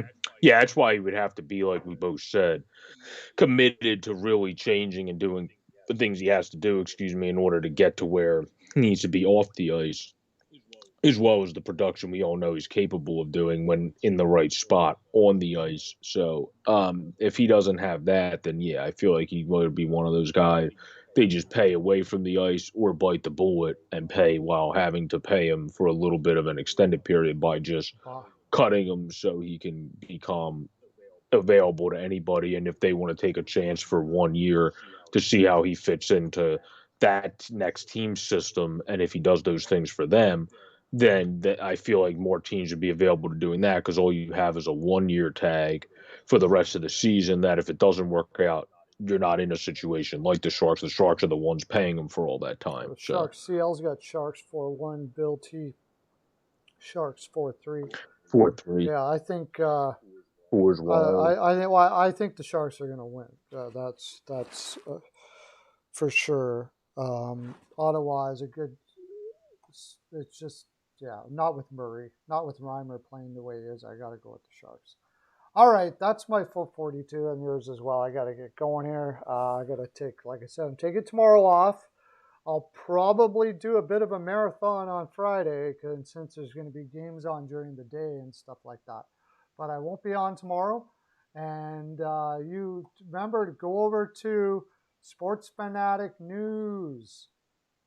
Joe is putting out content. With the PH for the Phillies Fanatic. Yeah, PH, not F. Sports Fanatic with the PH for Joe. Remember, of course, Steel Flyers All Sports Network. Check that out on www.steelflyers.com. all the sports. And you got a new show going on with him, right? Yeah, the JB and Steel sports show that we started. We started it doing it once a week. I've been trying to upload it on my channel, but technology problem. It's up on Steel's channel with all the bells and whistles. Usually we're gonna put the raw one from Skype out on my channel, but it keeps only uploading a small segment of it for some reason rather than the entire thing. So if I can fix that, I'm gonna try to put it out by Thanksgiving tomorrow sometime.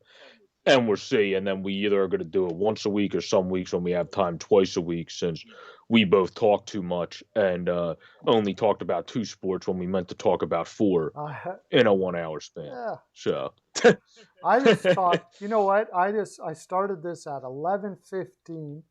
I went past the time, and I still feel like I didn't talk about everything I wanted to talk about today. 4 hours. But thanks everybody for listening. I got to get going. Thanks for Joe for coming on. I'll talk to you on Friday. Have a great day, everybody. Okay. Bye. enjoy the hockey.